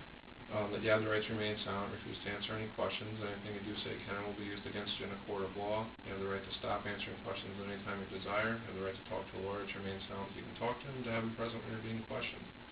Desire a lawyer to come for him will be provided to you without cost. You can decide at any time to exercise these rights and not answer any questions or make any statements. Understand? Understood. Okay. Just need you to initial that this is the card that we read. Written my name or Just anywhere, just to basically just acknowledge that that's the one, okay? So you think she's gonna be angry that you guys had this fight and all, and it's just from the past that it got brought up. Matt got involved, Brittany's involved now, and with this whole entire thing again on me, it just doesn't make, me look good, and it doesn't make anyone else look good. And with my past, it's been rough. And I really can't deny anything that's happened about my past because it's obviously my past, but... what's your past? That would bother me. Everyone thinks that I let things get to me too quick, and they really don't know anything about me until they talk it out. They really don't. I mean, I get frustrated, and I get upset, and I get mad, but I don't act on it. I try not to think twice about anything, and if I do, then it's just going to frustrate me even more. Yeah. And I end up smashing something Friday night because Brittany pissed me off so bad. I smashed a lamppost instead of hitting her. I mean, with your bare hand? Just smashed it because I was that pissed off.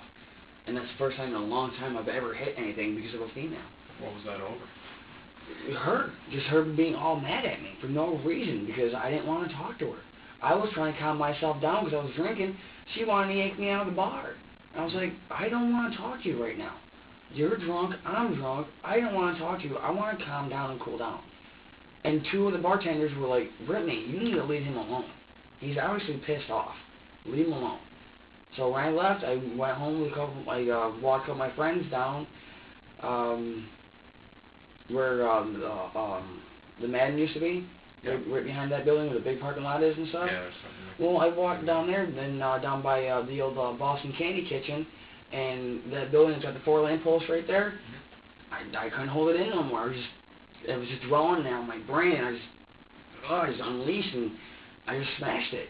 I was like, now I feel better. Now I'm not gonna. Now I don't feel so angry. Yeah. I'm like, just stuff that she just does. It just gets to me to where I need to walk away. If I don't, I'm going to smash something.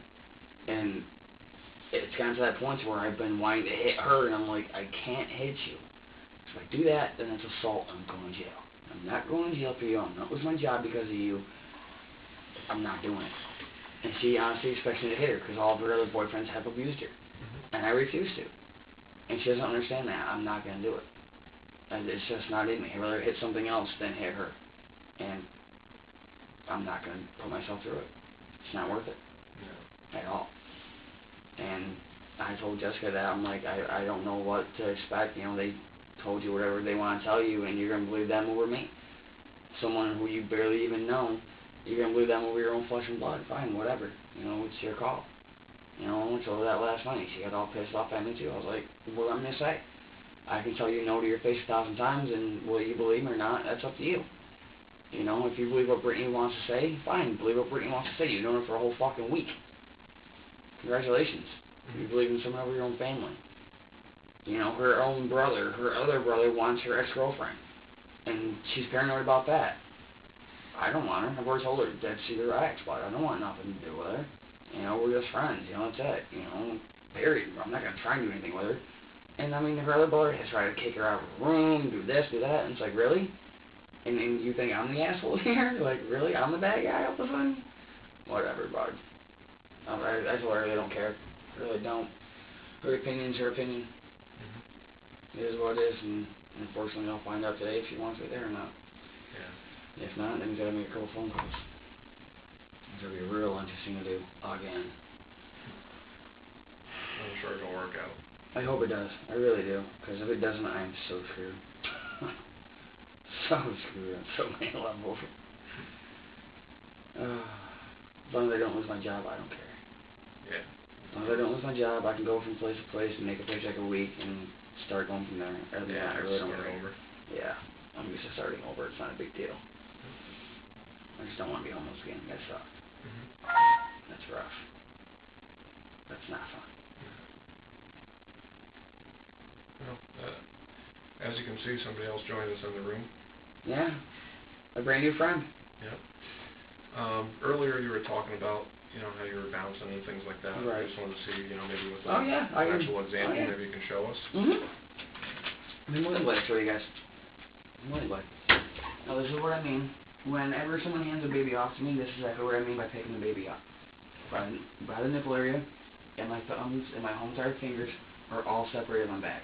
Yep. That's exactly what I mean by, just like how I took it from you, the same exact thing. That's exactly how I always grab it. Now, when I go to lay the baby down, put my head like this, so I know I can look the baby in the eye. That way I know the baby's looking at me, and this way I'm making direct eye contact. This way I know I'm doing what I want to do. Just like so. Arms are down, and all I was doing, well, obviously not that, Yeah, they come off, that's fine. but just like this, and that's it. That's all I was doing. My hand was on his butt, left hand on his back, just in case. And this is all I was doing. All I was doing. And the head, well, obviously I can't turn the head, but head was turned, so he spit or whatever. Facing that way or toward you? Whichever way he wanted. I let him choose. As long as it wasn't straight down into my leg, so he was suffocating. I didn't trust that. I really didn't like that. Does he have much movement of his head at that age? Yeah.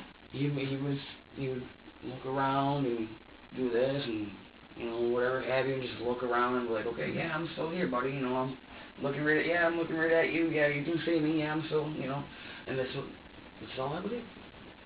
For a while. Just do this. And that was it. That's all I would do. And then I'd stop. Make sure he was fine. And then once in a while, he'd freak out. Okay, no problem. Go right back to it. Okay, yeah. What's freak out? Out of nowhere, he just starts screaming. Like, Ear piercing? just, not really so much ear piercing, but, like, it's like, okay, you were just fine. Like, why are you crying all of a sudden now? Like, you were just fine. Like, what is the problem? You know, like, you're okay. You're not gonna, you know, I'm not hurting you. And if I am, then, you know, I'll stop. And, you know, I would lean my leg up like that so, you know, you'd be fine. And you'd be okay, and then, you know, I'll go right back to it. Yep. Earlier you said you had to check to make sure. When I stopped and my hands were still on his back, I didn't feel anything. I didn't feel no heartbeat. I didn't feel anything. No air coming in, no air going out, and it really bothered me. And he had his head turned, and what I would do was I took his head, cupped his forehead in my hand, took my hand like this around his body, and I would just gently lift him up like so.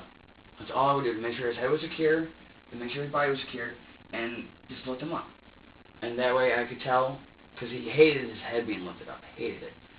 And I would do it on purpose to make sure that he was fine, and I would move him on purpose to make sure he was okay. How did you know he was okay? Just by looking at him, he would blink his eyes, open his eyes, close his eyes. He would breathe in, breathe out. If I was holding him too long in one position, he would start kicking a little bit, try and get out, try and break free, whatever. That way I knew he was uncomfortable. That way, at least I know. I'd rather have him uncomfortable and know he's okay than have him be completely comfortable and not know if he's even breathing or not. Was there a time he ever slid off your leg? A couple times he would start going like this, and I would go like this and just lift him back up. Or if I was petting him or whatever, he started going like that, I would be like, no, come here, come here, and then just, yep, go right back at it. What about your wrist? If my wrist was feeling like it was going to give out, I would just go like this and just keep bouncing him. And if he started going forward, then I would stop and just go like this. And that way I would hold him, and that way he couldn't move. And if, once my hand cracked it back, I worked that, but okay, you're still fine, you're okay. And just keep on going at it. That's all I would do. And then if he burp or whatever have you, or I thought I needed to change him, then I would just simply go like this, put my hand over his, like that, lift him up, set him up, and just curl him, just like that, like I normally would. And then I would turn him over and just check his diaper. Simple as that, and then feed him. If he was hungry, I'd try the bottle. If not, then I would just go like this once again, and that way I would lay him back down and go right back at it. How long did this go on for? I would do it periodically for about 15, 20 minutes, randomly. I just do it out of the blue because I think it really calms him down a little bit. So I would just. So was it 2 times of 15 minutes, 3 times of 15 minutes? I would do it for about 10, 15 minutes at a shot. How many times? 2, 3 times, if that. Nothing too major, nothing too severe to where I didn't really want to cause, neck damage or brain trauma from all the bouncing, or any bodily injuries or anything like that. So I would just, for a little bit, keep going. My legs would be going completely numb, and that's all I'll be doing. Is just, you're okay. When your wrist gave out, how do you compensate for that? If my wrist was starting to give out, and my wrist was just completely like, yep, okay, that really hurts, and then I would just gently vibrate it while I'm still holding him in place with my left hand, and I would cuddle my body around my whole entire hand. This way my chest is touching my hand, but my hand's touching him. This way I'm not completely suffocating him. And if I felt like I was, then all I would do is just lean up. Were you leaning against him harder than that? No, just like this. Just enough to hold him. I was just going to say, you described that earlier as compressing him. Compressing him, holding him down. I really hate using compressing, but I mean it's like the best word to use. I would just hold him down until my hand felt better, and then once it felt better, I would just lean back up and just hold him like that and just keep patting him. I mean, I hate using the word compress because it sounds so dangerous, but it's the only way I know, the best way I can describe it. I would compress his body against mine. Not hard enough to where it would hurt him, but hard enough to where it would be like, okay, you're completely still, you have no movement, you can't move on your own. I have complete control of your body right now. You're completely in my care, you can't move, so you're fine. And then I would lean right back, and I would go right back at it. If I thought my wrist was okay, then it would be fine. If he started slipping, I would be like, no, come on, down on. And then I would go right back at it. And then I would stop. And then, you okay? Yeah, you're okay. And then it would make him pass out completely. Just make him go right to sleep. And then I would, okay, well, you're asleep, but whatever. I'll keep going, and that would be about it. I mean, was there a time you thought the baby was dead? There is, because I didn't feel anything. And when I stopped to check, I would lean forward like that, and I would move my feet back and forth to make sure that I had different elevation in my legs, because I could tell, because my legs go down instead of going up. My legs would go down, and I would lean forward, and I'm like, okay, I don't like that. I can't tell if he is, so I would put my legs back up, and then I would lift his head up and like, okay, you're fine. Why would you think he was dead? Because he wouldn't move when I stopped. Like, if I was going like this and bouncing him and everything like that, and then, patting him on the back, he just got so comfortable, and his legs weren't moving, he wasn't doing anything, and it freaked me out. It honestly scared me. That's why I stopped. I'm like, okay, you're not doing anything. Your legs aren't moving. You're not breathing in. You're not doing nothing. So I would just gently lift his head up, and he's like, okay, well, I don't see anything.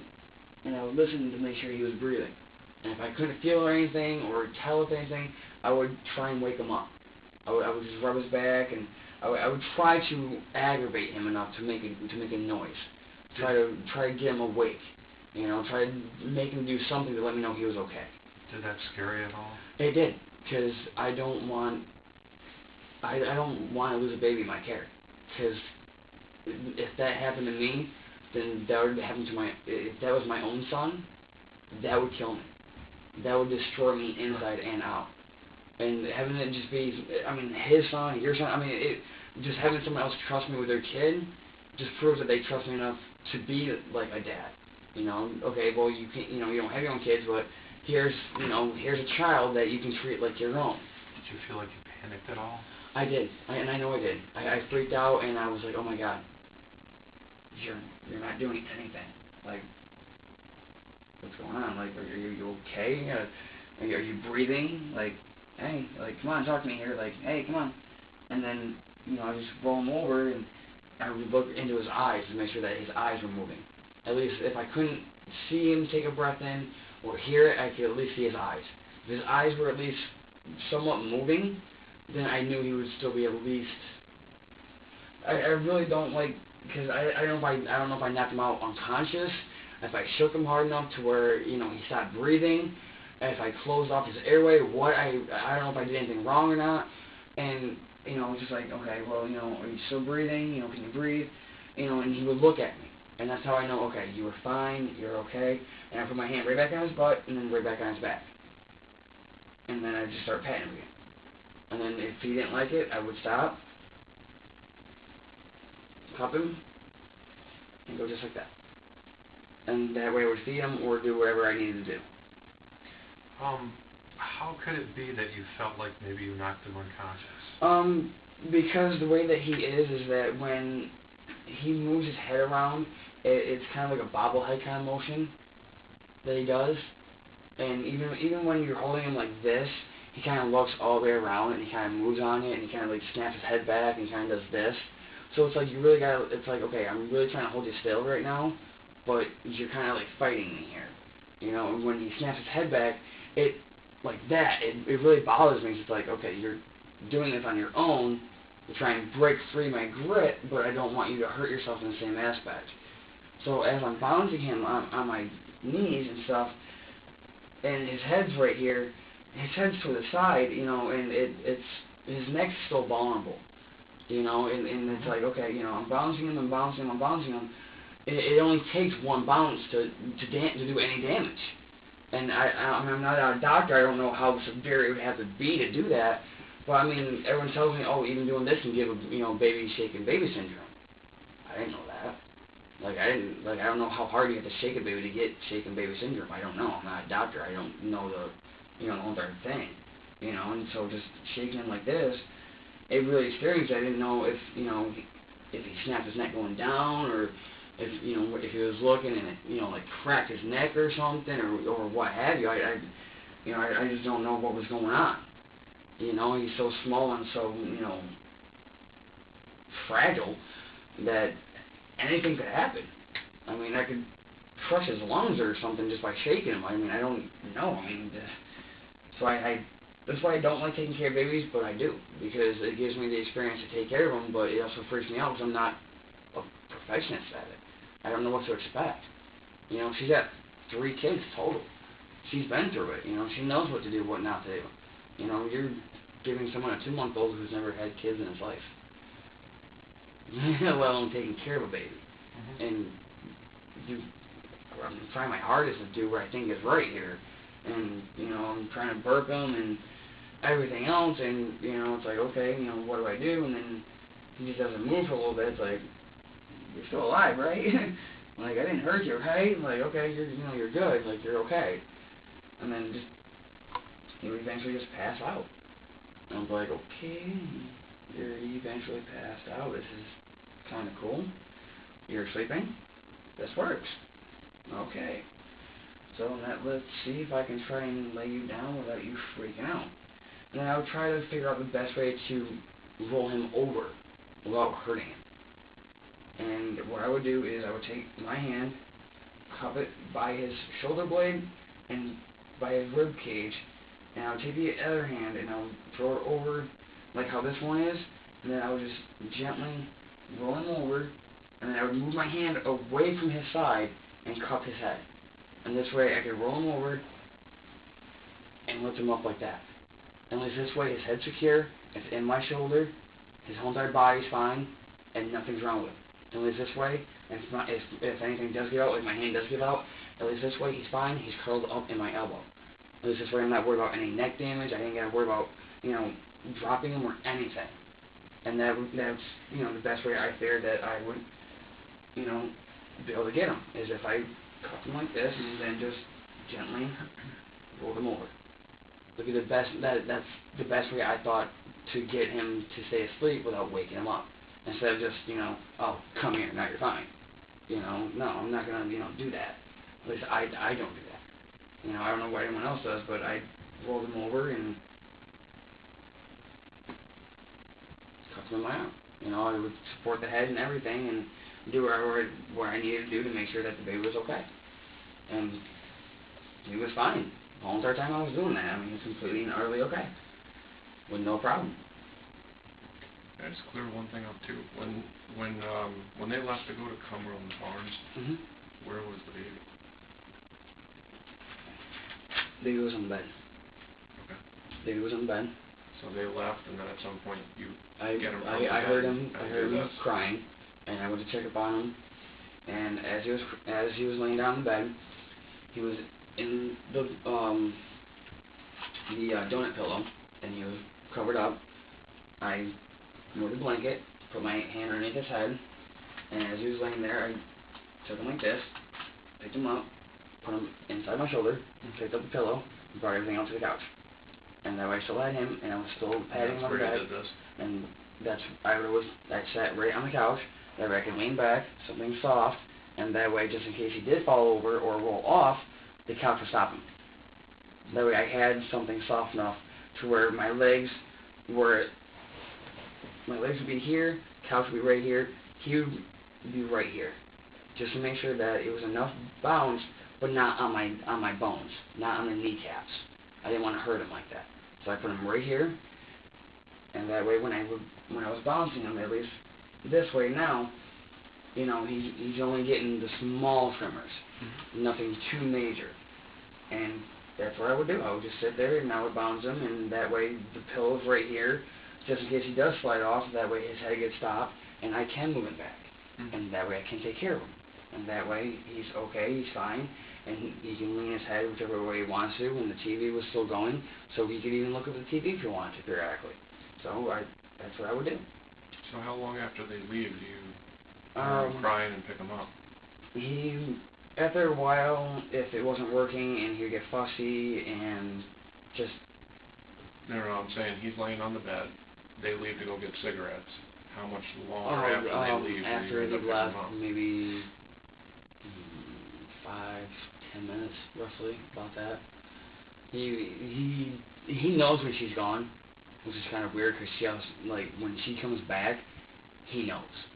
But he could be sleeping and have a dead sound sleep, and then boom, once she comes in the door, he wakes right up and he knows it's her. Which is kind of weird, but it's kind of cool. I think it's both, but it is what it is, I guess.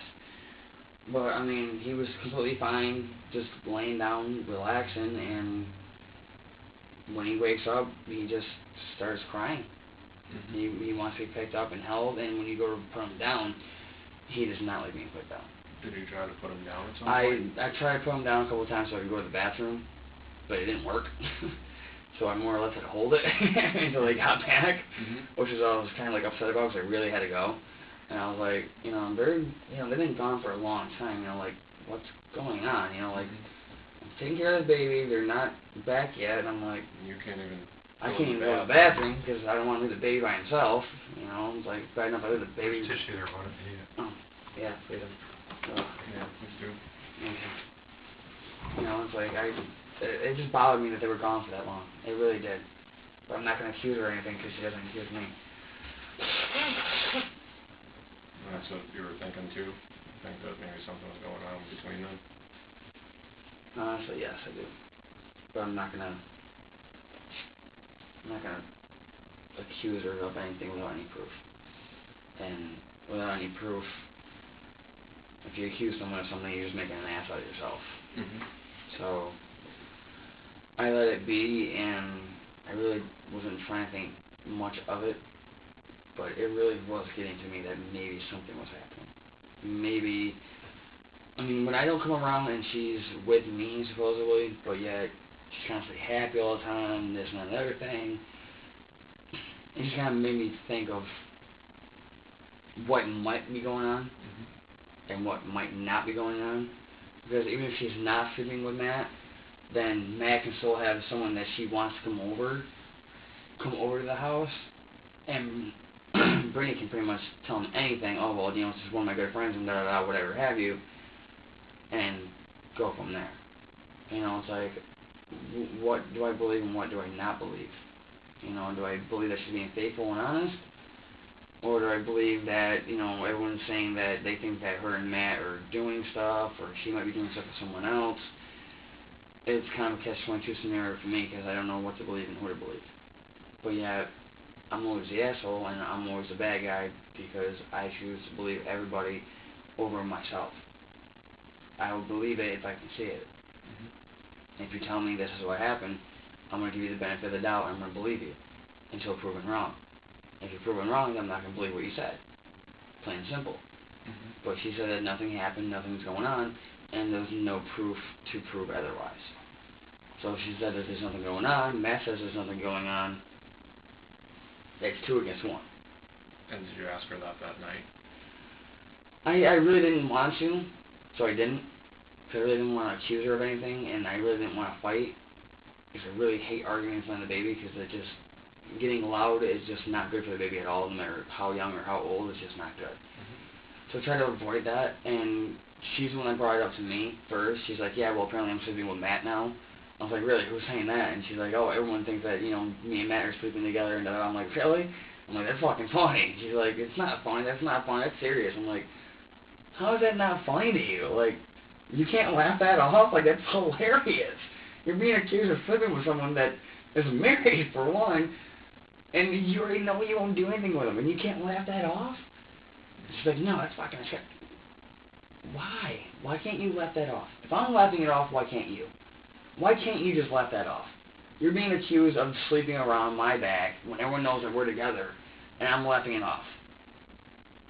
Do you have something to hide? Is that why you're being so serious about this? Or just because you don't let people run their mouth about you? What's your answer? Well, people need to keep my name out their mouth, and okay, whatever, buddy. I'm not going to argue. I'm not going to fucking start a fight over something that's not even true. So why even fight about it? Don't care. And it would just be stuff like that she would bring to work. That she would bring to my job to talk about. Oh, well, apparently I'm sleeping with Matt. Did you know that? Did you know that? I didn't know. Matt, I didn't know that either, but apparently you're fucking bad because she doesn't remember. Apparently. And it's like, where does this come from? Like, why are you telling me this? I really don't care. Like, why do I need to know? As long as you're sleeping with me and that's all that I care about, why do I care what other people are saying? I don't. So why do you care? The answer would be nice, you know? Like, why do you care? Have you guys been romantic? Intimate? Lately? Well, since you've been seeing her. Yeah. Do you care for her? I care a lot about her and I care a lot for her. And I really do like her a lot, and I really do want to be there. And this is the same thing I went through with my ex, because I really did care about her, and I really did like her, and I really did want to be there for her and the kids. And I already told Brittany that I really want to be there for her and the kids, but I can't be there if she doesn't let me in. If she doesn't allow me to be there for her and for her children, then how can I be there for her at all? I mean, the sex is different. That's just part of our relationship. But our relationship doesn't just stop there. It goes even farther and even deeper. And I really noticed a change, and I'm really happy about it too, because I really noticed a really big change. And now that all this has come out, it went right away. The last 2 weeks, that off and on, yeah, we have our tiffs and we have our arguments, but she really started coming around. You know, she started being, you know, more joking, you know, laughing more, you know, just not as tense, not as built up, not as, you know, as tight as she needs to be. Like, she's letting her guard down a little bit, you know, like she's, you know, she's letting me there, but she's not letting me completely all the way in the door. You know, the door's cracking open, you know, inch by inch, and, you know, she's still behind it, holding it tight, but she's willing to, you know, gently open it. And I noticed that in her, and I really loved that. And I really did, and I really thought that was really cool. And then all of a sudden, boom, all this shit starts happening. It's like, wow, like, she was doing great. We were doing awesome. Yeah, Friday sucked because we got into an argument and whatever, but, like, what the hell? On a good day, how long does it take to walk from his apartment on the boulevard to Cumbies and back? On a good day, like today, Yeah. On just a routine 15 walk, minutes, round trip? half hour, if that. Round trip, there and back, depending on what you had to get. Walking there for a pack of cigarettes and walking back just for a pack of cigarettes. If the store was dead, just for a variable. The store was dead, she's the only one in there, coming back. 15, 25 minutes tops. So you would have thought she would have been back in 25 Oh minutes? yeah, I thought she would have been back in a half hour. Where did you think she was? Honestly, I don't know. All I know is that she was with Matt and she was walking to a store. That's Did you think maybe they were... Maybe they stopped off at a friend's house. Maybe they stopped off in the woods on a bike path because the bike trail is right behind his house. to do... Anything and anything. She could have gave him oral sex. She could have had sex with him. He could have ate her out. I don't know. Were these things going through your mind? They were. Honestly, I'm not gonna lie about it. They were really. I mean, just having her tell me, oh yeah, well apparently me and Matt are sleeping together. Having that being told to me by her, and then, you know, being cheated on and being lied to in the past. She's not exactly well known for having decent relationships.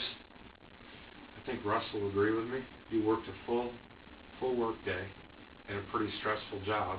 Oh, You come home to a girl that you think you care about, or you do care about her. She kind of dishes her kid off, and it makes you think twice. thinks she's going to be back in, I think you said 25 minutes at best. And now she's not back, and you've got a fidgety child. Yeah. That's a tough load for any guy. You're 24? I'm going on 24 next month. 23? For anybody. Any experienced father, boyfriend, whatever, Yeah. that's a tough... That's what I told her, you know, I'm not, you know, great with kids. I'm not completely fully experienced, but I'm also willing to learn.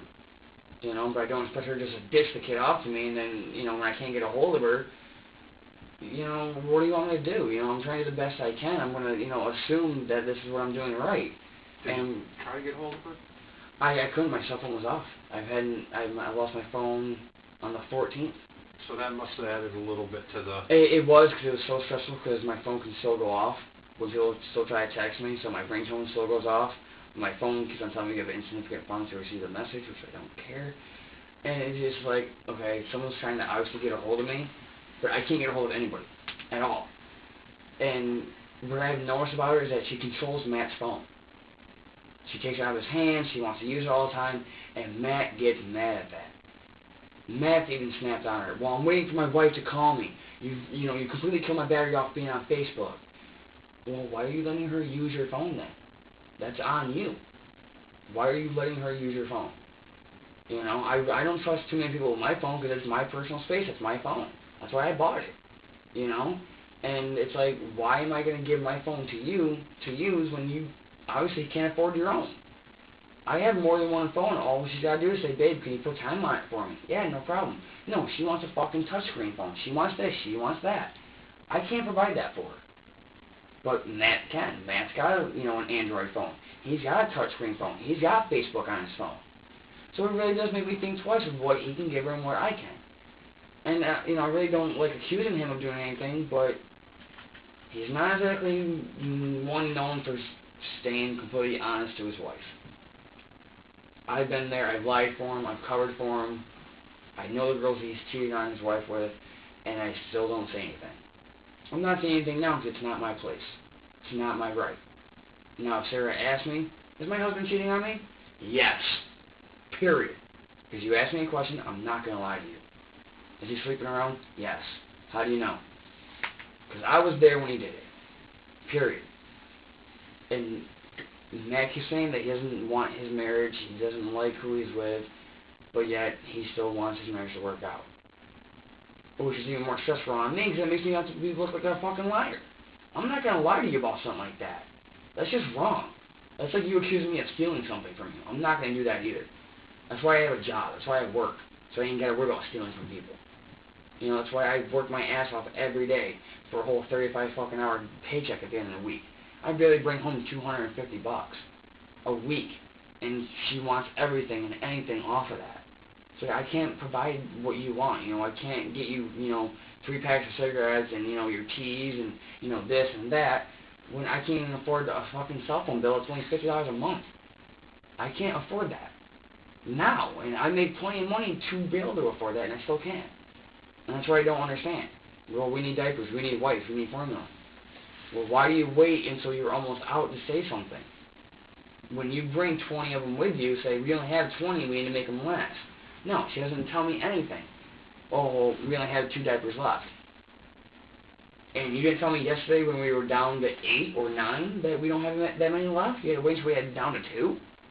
When we had no wipes, no formula, no nothing? Like, why didn't you tell me this a couple days before so I could plan this shit out? Ask somebody. Get some results. Get some answers. Could have asked John. Could have asked Matt. No. She wants to wait until the last fucking minute. And that's what drives everyone nuts, because she always waits till the last minute. And that's why I was really worried that night when they went to come in. It's like, okay, well, I'm taking care of the baby by myself. He doesn't want to sleep. He doesn't want to eat. He doesn't want to be laid down. He wants to be constantly held.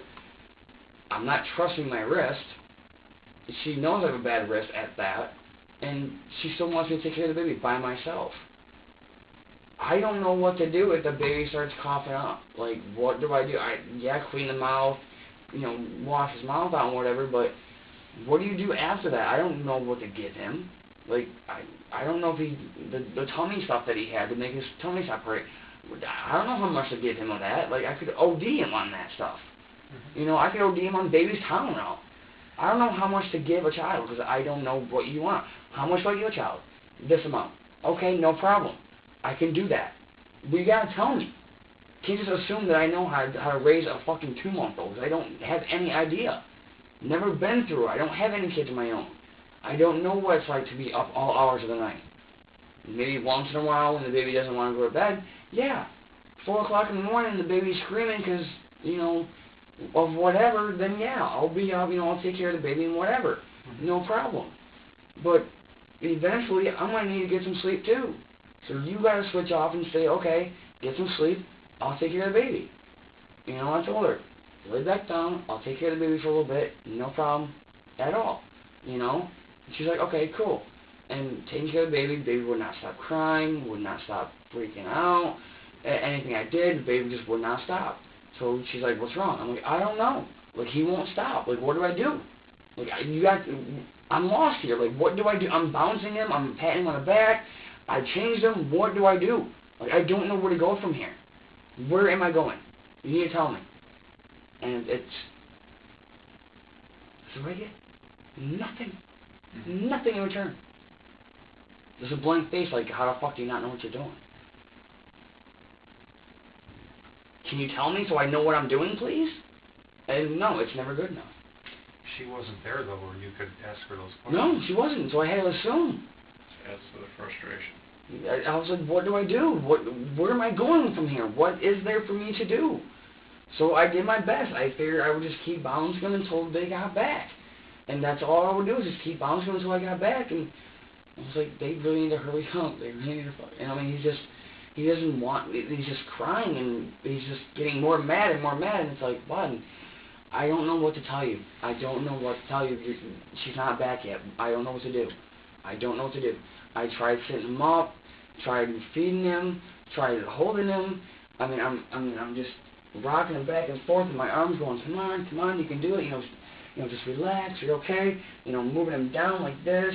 Rocking him back and forth, and nothing's working. I don't know what to do. I mean, he's kicking.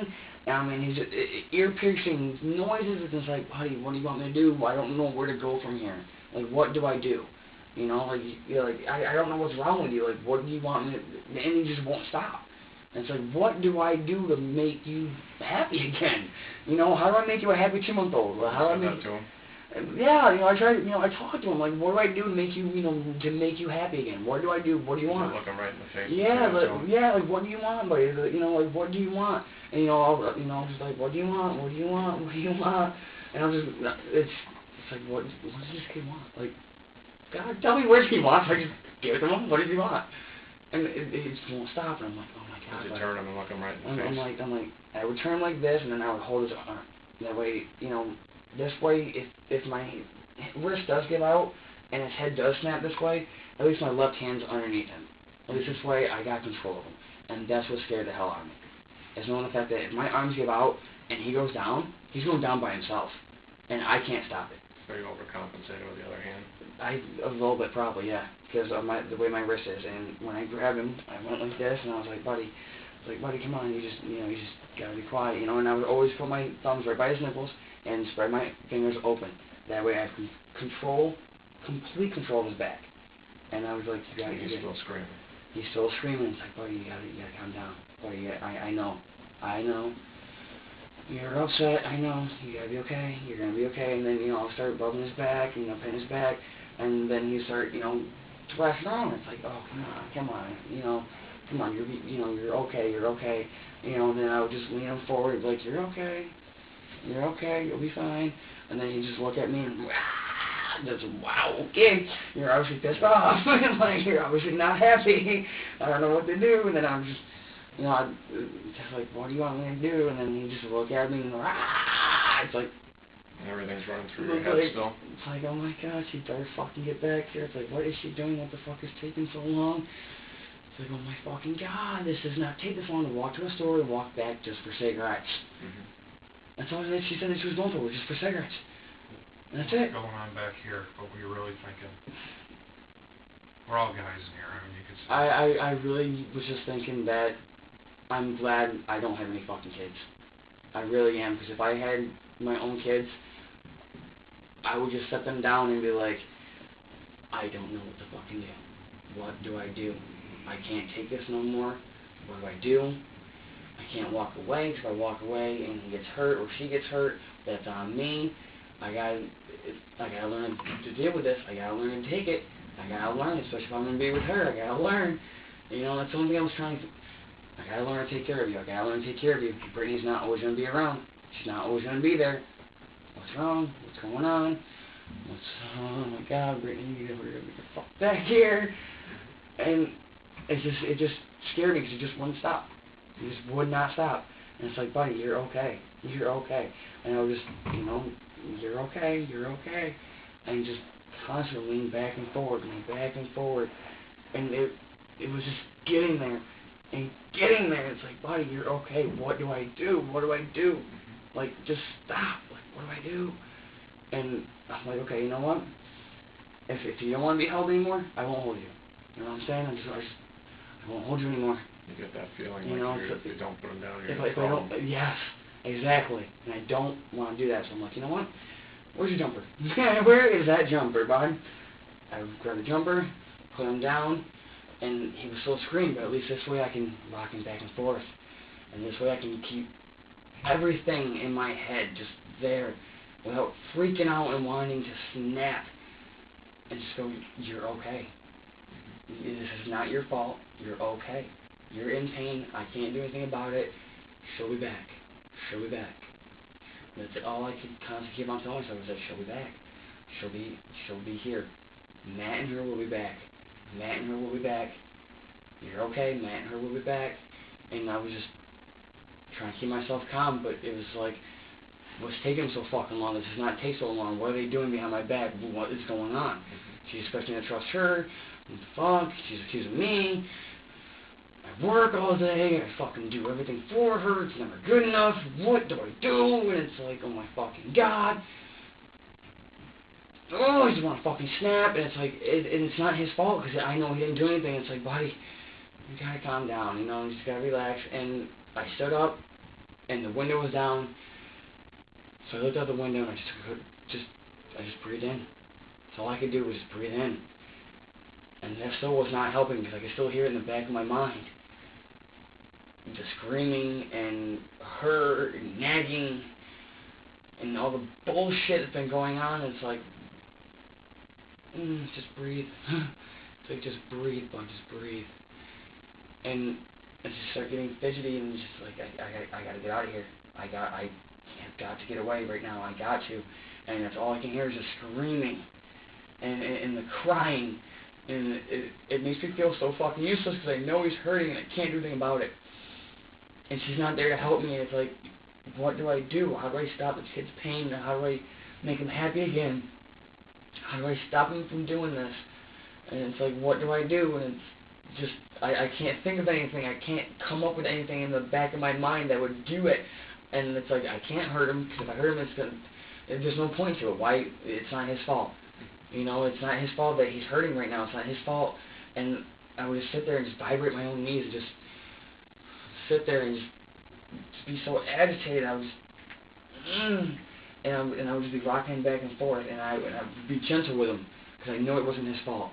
You know, I didn't want to hurt him at all. And it was like, okay, I don't want to hurt you, so I gotta be nice and calm, but I'm aggravated at your mom. I'm like, what do I do here? And he'd be in the jumper, and I would just go like this, and he'd still be going at it, and I'm like, buddy, you're okay. You're okay. You're okay. I'd hand him this pacifier. He spit it out.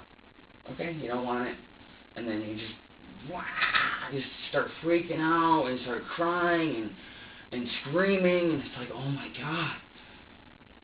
Pacifier was a bad idea, so I think I pissed you off a little bit more. What do you want?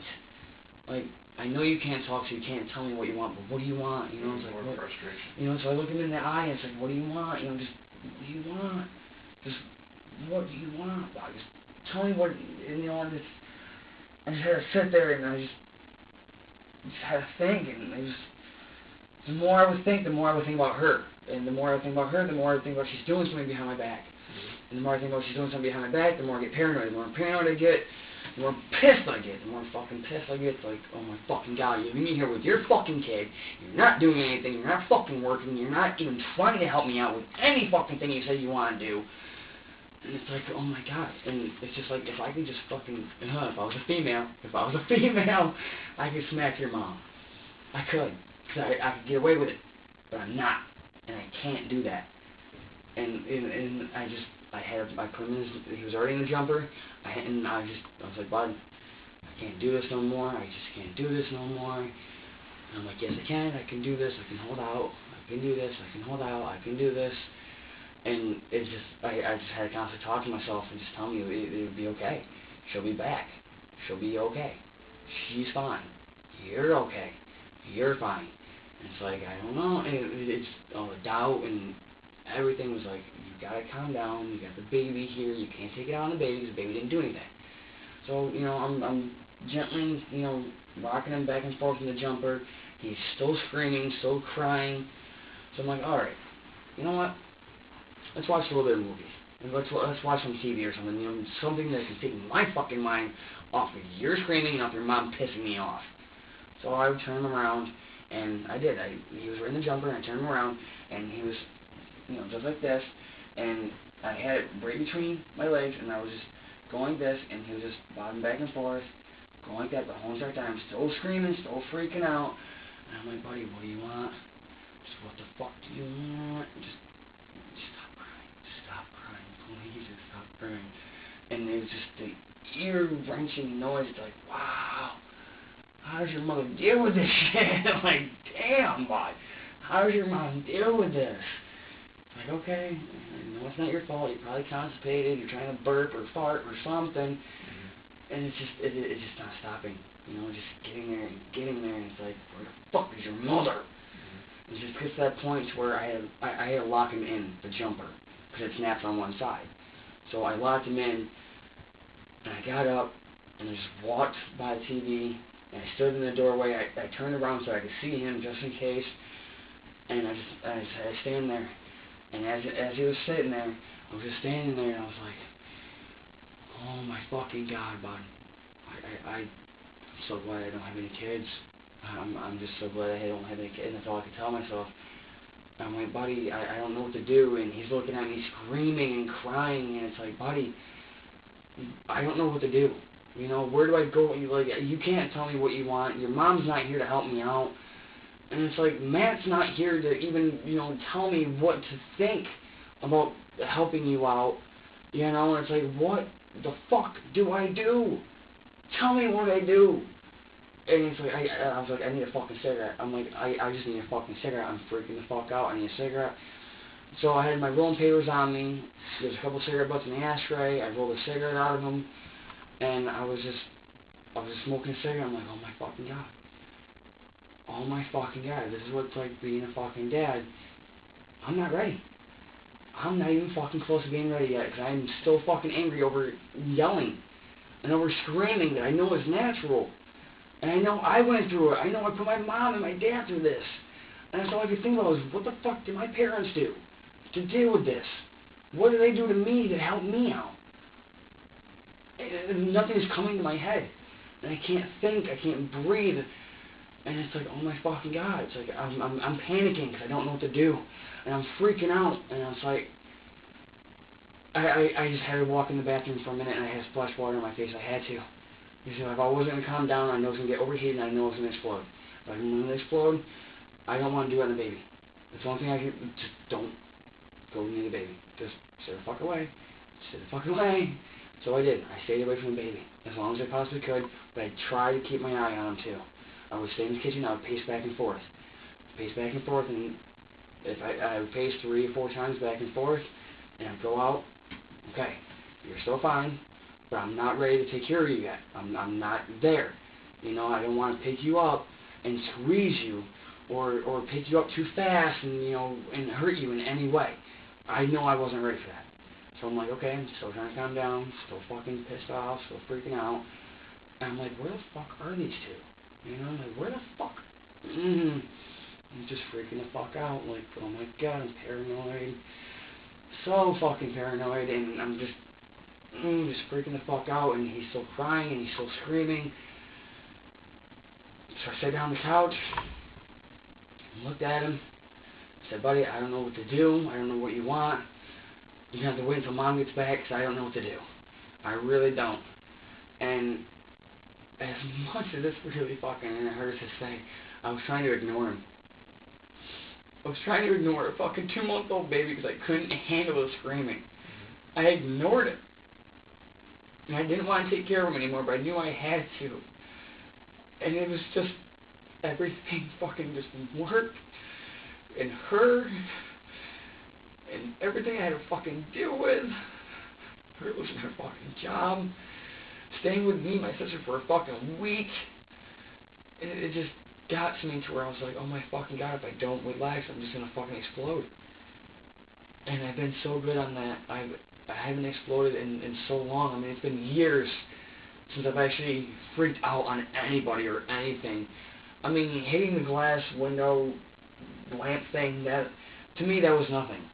I'm used to putting random people through fucking windows just walking by me because I just body check them so fucking hard. It's like, bah! It's like, ugh! And I just want to fucking get in there and smash their face. And it's like, I don't want to be that person anymore. That's why I went through anger management. That's why I went through my counseling in high school.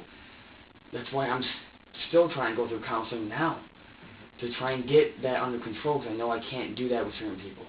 I can't do that. I get pissed off at my fucking job. And I literally have to walk out of the store.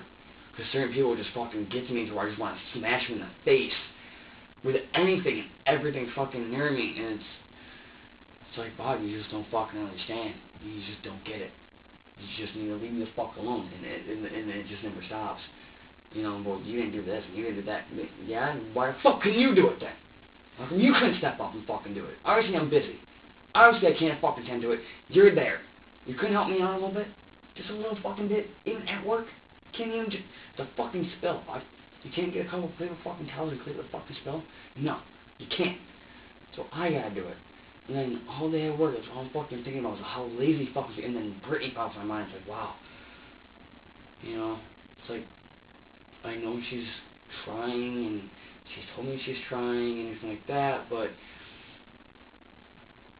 it just seems like everything I do, it's not good enough for her. And taking care of the baby and helping her out with the baby is just, it just seems like I'm a pawn that can just, here, whenever she wants to cool down. Mm-hmm. You know, but whenever I want to cool down, it's like, here, take the baby back. Why? You can't handle it? And that's where we were at this point. Yeah. You know, And and I give her the baby back. I'm like, you really need to fucking take him. Like, please, take him. And At he this still, point, she comes back. yeah, about a good half hour, 45 minutes later, I mean, all this is going through my fucking mind. And her and Matt finally walk in the door. I'm like, oh, thank you fucking God. I'm like, oh, if you were going any fucking longer, I swear to God, I would protect this fucking kid and hunt you down. I'm like, he's not mine. I'm trying to do the best I fucking can to take care of someone.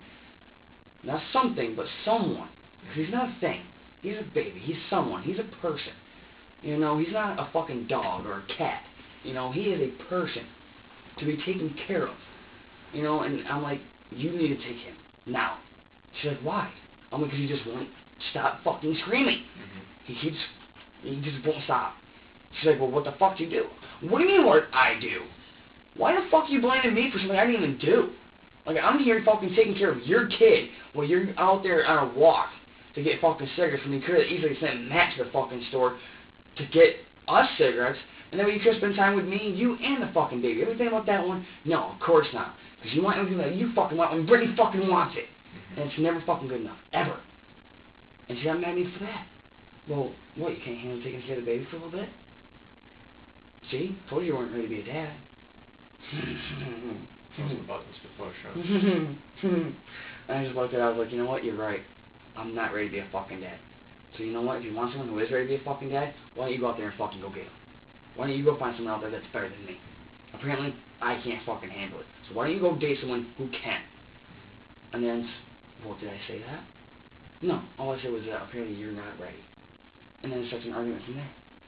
And then she's like, oh, see, all you gotta do is, and it's like, but I fucking tried that. I tried holding him, I tried burping him, I changed him, I tried fucking feeding him. It's like, what more is there to do? You're not here to help me out. I can't give him Orajel. You know, she gives a fucking baby Orajel at 2 months old. 2 months old to numb his fucking gums so why? So he can stop screaming? He's not teething at 2 months. At least I don't think so. At least personally, I don't believe so.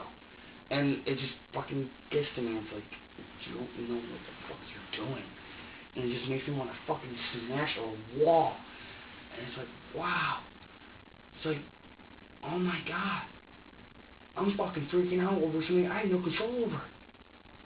And that's when it really gets me. It's like, wow. I don't even listen to my own fucking advice.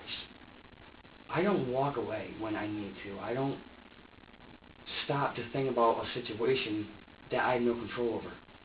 I have no control over him screaming. I have no control over him being upset. So why am I going to get mad at something I have no control over? Because I don't have control over it. That's why I'm upset. That's why I'm mad. Because I don't have control. Because I can't control how he feels. I can't calm him down. And in the back of my fucking mind, I'm just screaming. And as loud as I fucking can, because I know I can't do it around him. So I'm just fucking screaming and I'm crying and I'm fucking ripping my hair out. It's loud in there, right? And it's just, and then he just won't stop. And he just won't stop, and it's like, bud. You know, even when she takes him out of the car seat, you know, the jumper, whatever he's in, I don't know what it is. It's like, boom, it's like he just calms down. And you want that for you. And it's like, now why won't you do that for me? You know? And then Brady says, oh, it's because I got tits, because I have tits. I have a chest myself, but just because they're not fucking B or C cups, you're telling me that's going to make a big difference in taking care of your baby, really. Because he feels better with foam bags, with pillows, and whatever the fuck you guys want to call them. Like, really? Like, I'm doing everything I can, and you get him, and all of a sudden now he's fine. It's like, wow. You know, and then when she calms him down, she's like, babe, did he really piss you off that bad? I said, no, it wasn't him. I said, it wasn't him, honestly. I said, it wasn't him. I said, it was just the fact I couldn't help him. And she goes, what do you mean you couldn't help? I said, baby, he was fucking freaking out. What do I do? How do I take care of someone that I don't know anything about? He can't tell me what's wrong like you can. I just felt like a fucking piece of shit for ignoring him. Because I couldn't help it. And I just sat there and listened to him cry. And hear him scream his fucking head off. And the only thing I wanted to do was fucking smash the TV. Just smash something. And I had to stop and think. I was like, I went through this a year and a half ago with a 2-year-old who was screaming and crying, and nothing I did seemed to work. And when I told his mom about that, it was the same response that I had with Brittany. And I realized something. I'm not ready. I'm not ready to be with anybody. I'm not ready to be a dad. I'm not fit emotionally or anything. I'm not fit. And that's what scared me the most. I can't be with her if I'm not ready to accept everything that she has. I'm not ready to deal with a fucking screaming baby, apparently. And I had to walk away. I had to. Before I did something I was going to really regret. And the only thing I regret is ignoring him. I wish I took... That's not a bad thing. You want to know something? No, you want to know something? I just let him sit there and cry. Let me tell you something. You know what? I think you could have, if you really let yourself snap, I think that open window was going to be him. Okay? And you know what I think happened? Alright? I think you made the right choice. Alright? You didn't throw him out the window, right? You didn't kill him. Alright? You may have been a little bit frustrated, right? Right? You may have held him maybe a little too tight or something, right? Did you look at him like this? I held him up and I was like, what do you want? Did you maybe get right in his face or something? No, I can't. Okay. I didn't want to do that, because no, that's just wrong. How did you hold him? I had him like this, and I was like, buddy, what's wrong? And I was just like, what is wrong? And I had his feet up like this, I'm like, what's wrong? And he just wouldn't stop. I'm like, what's wrong? What's wrong? And he's just You're like, getting frustrated. and he just won't stop. And I'm like, buddy, you got just stop. Just stop crying. And he just won't stop. And it's like, your fucking mom needs to get back now. It's like, right fucking now. She needs to hurry up and get back. And I'm like, oh my god. And I know I'm getting mad. Mm-hmm. And I feel it. And I can feel it every fucking second. I just want to. It's like, I can't do this to him. It's not his fault. And it just makes me want to fucking snap even more. And it's like, your mom needs to fucking get back and hurry up. And he's just, it's like, oh my god. It's like, what do I fucking do? It's like, just tell me what to do. And he's just there screaming. And it's like, what do I do? So what do I do? And he just, I know he can't answer me. And I know he can't tell me. And it's like, what do you want? What do you want? And I was like, and I just got to my point where I'm like, you know what? I'm going to put you down. I'm just going to put you the fuck down. If you don't like it, you don't like it. But I'm not going to fucking hold you and have you scream in my face. I got way too much in my mind right now. You saw that window. And I just looked at the window. I'm like, I got to breathe. I got to fucking breathe. I just got to do something. I got to fucking relax. I just got to. And I was like, you know what? And I just put him down the fucking bouncer. And I put him down like this. And I just put him down. Put the thing over him. And I started bouncing like this. And I'm like, oh my god, I gotta fucking breathe. I just gotta breathe. If I don't, I'm gonna fucking snap. I just gotta breathe. And I stood up.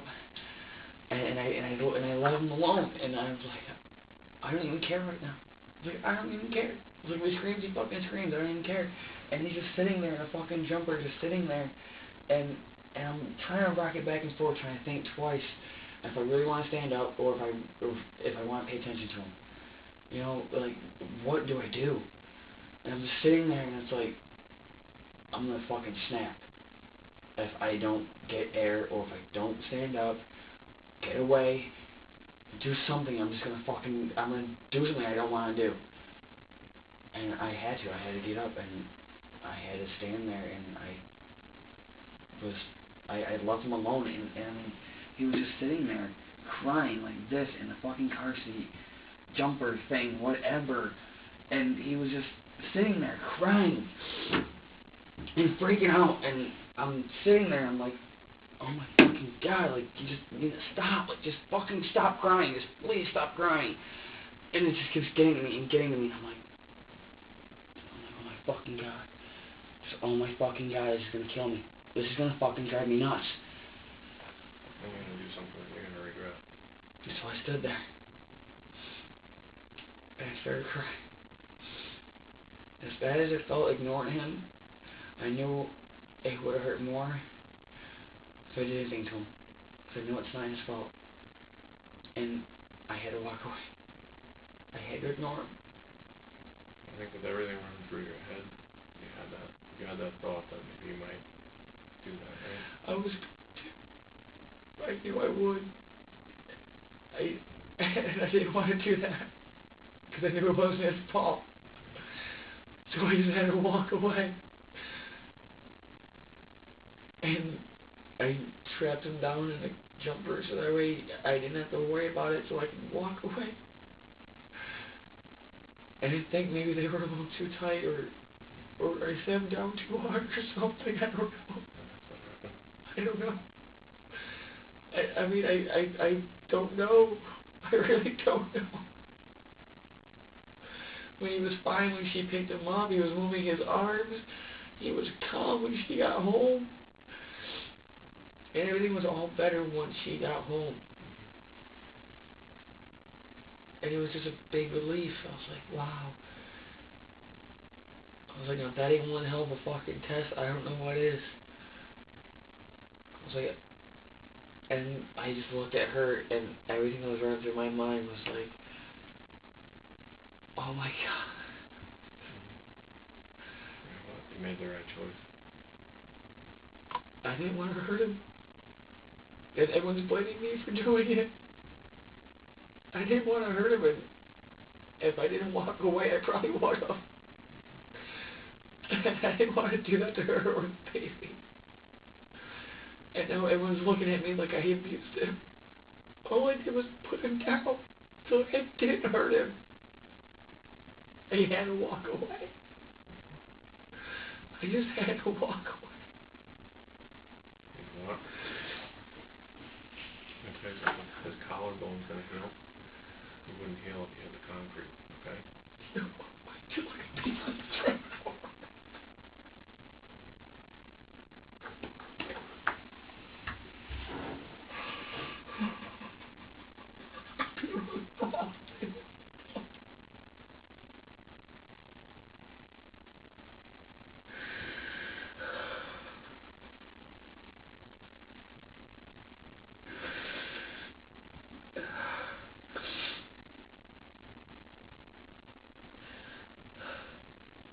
How do you think it happened when you strapped him down?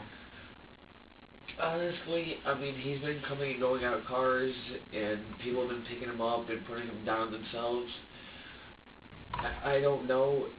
Honestly, it could have happened from me doing it. I don't know.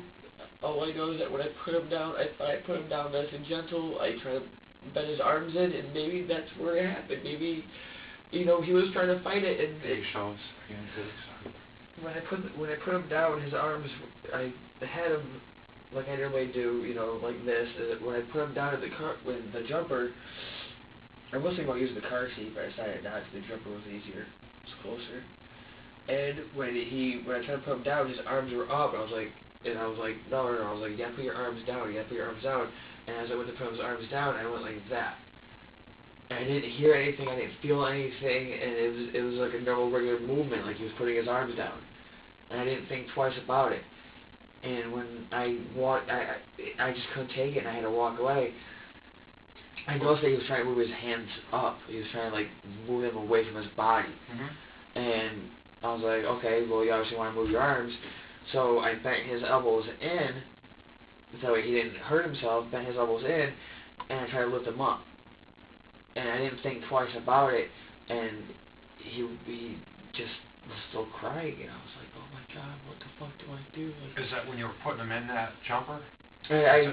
When I was putting him in the jumper, his arms were completely up, like he was trying to like reach the ceiling or something. Was he kind of being a little trashy? Yeah, he was kind of like kicking a little bit and kind of like throwing his arms up. And I was like, all right, you know what? I can't do this right now. You obviously don't want to be held. I obviously can't burp you because you're screaming in my fucking ear and I just can't take it no more. What do?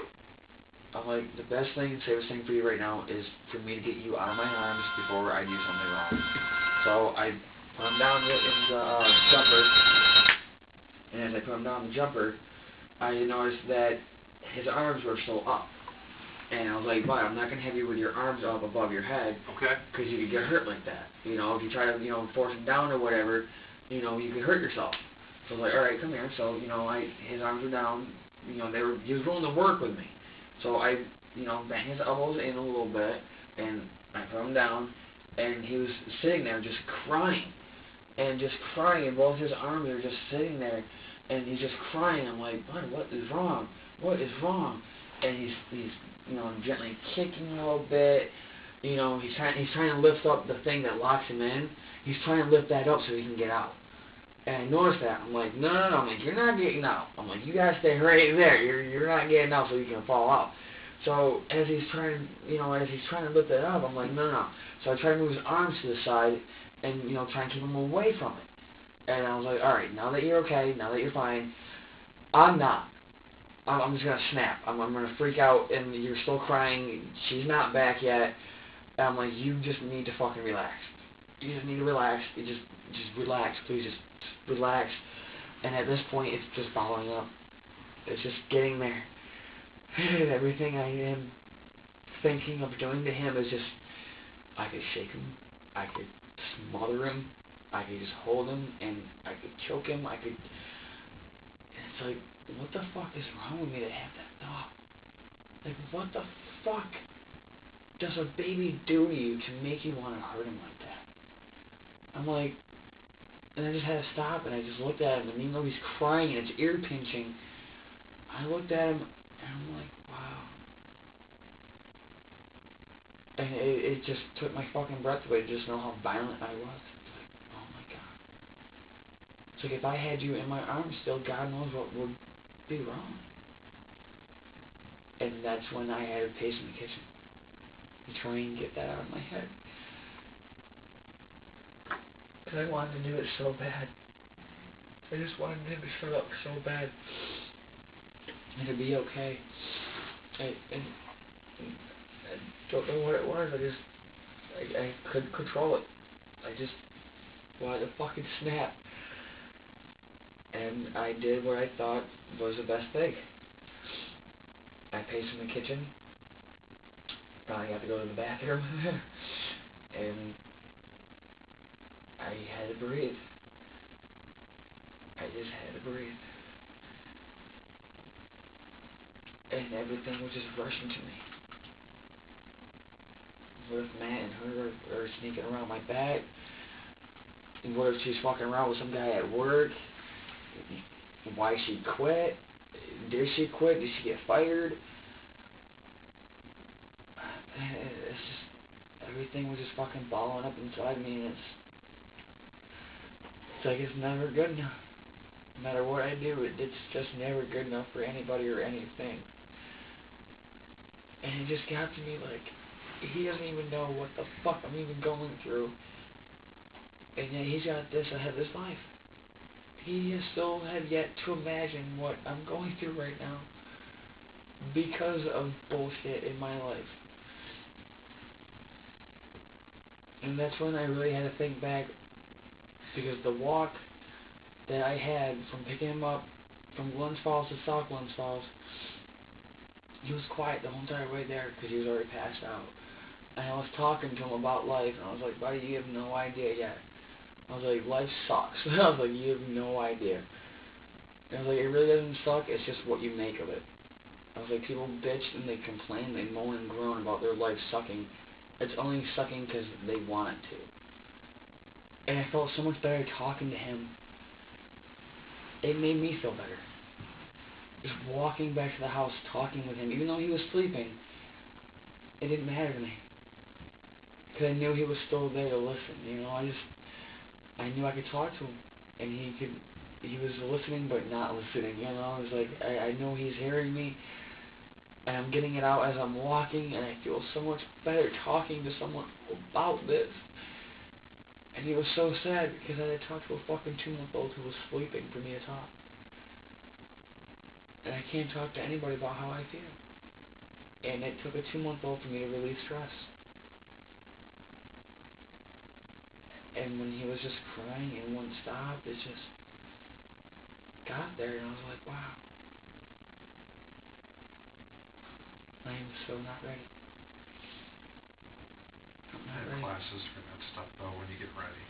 Parenting classes and how to handle kids crying, things like that. Therapy, things like that. There's a lot of things that don't. And I was going through therapy in high school for my anger. And I know I have a really bad anger problem, and I had to walk away. Is this what happened the last time too? No. When I was with Alexis and all that went down, nobody really knows what happened, and I told him all point blank, I'm not the one to look at. You know, if he's 2 years old, you know, he gets hurt, he's a kid. It's not that severe, you know, so apparently somebody hit him hard enough to do that. You know, and I'm like, no, I'm not going to do that no matter how pissed off I am. I will walk away first. I will not hurt a child because it's not their fault. I would rather fight a full-grown man that can defend himself than to take it out on a fucking 2-year-old or a 2-month-old who can't do anything about it. And that's exactly what I told her. I said, if you honestly think I hit your fucking son, you have another thing coming. I'd rather have hit you than hit your son. She goes, oh, I thought you didn't hit women. I said, I don't. I said, but it beats hitting a fucking kid any day of the week. So I'd rather lose your respect and be called a fucking woman beater than be called a child abuser any day of the week. So if I hit you once, fine. At least I feel better. At least I know I didn't hurt your child. I might have hurt you. You can defend yourself. Even though you're a female and it's not right, you can still defend yourself. So your son's fucking 2 years old. He can't do anything. This fucking baby is 2 months old. He cannot do anything to defend himself. And it's not right to take anger out on someone who cannot defend himself. And I had to walk away before I snapped on him. Either snap on him or snap on myself. And I'm not going to do it to him. And that's, I had to look him in the eye. And I had to beg myself not to hurt him. And I told myself it's not his fault. And he was looking at me in the eye like, I can't help it, I'm sorry. And I looked at him and said, but it's not your fault. And he had just that look in his eye like, I'm sorry. Like, don't hate me, I'm sorry. And that killed me. If I knew I hurt him, that would hurt even more than the look he gave me. And just the look alone was enough to fucking kill me. I couldn't even look him in the eye after that. I had to walk away before I did hurt him. And I'm glad I walked away. I'm glad I ignored him and hurt him. And I know I probably really would have hurt him if I didn't walk away. And I had to walk away. I had to. I did not want to hurt him because it was not his fault. And just the look he gave me just...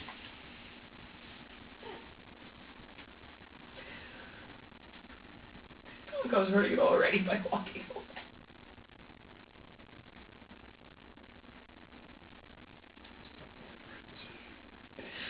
I feel like a piece of shit for it so bad.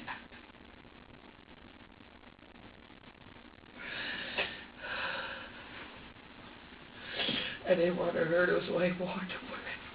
I had to. Did not want to hurt him.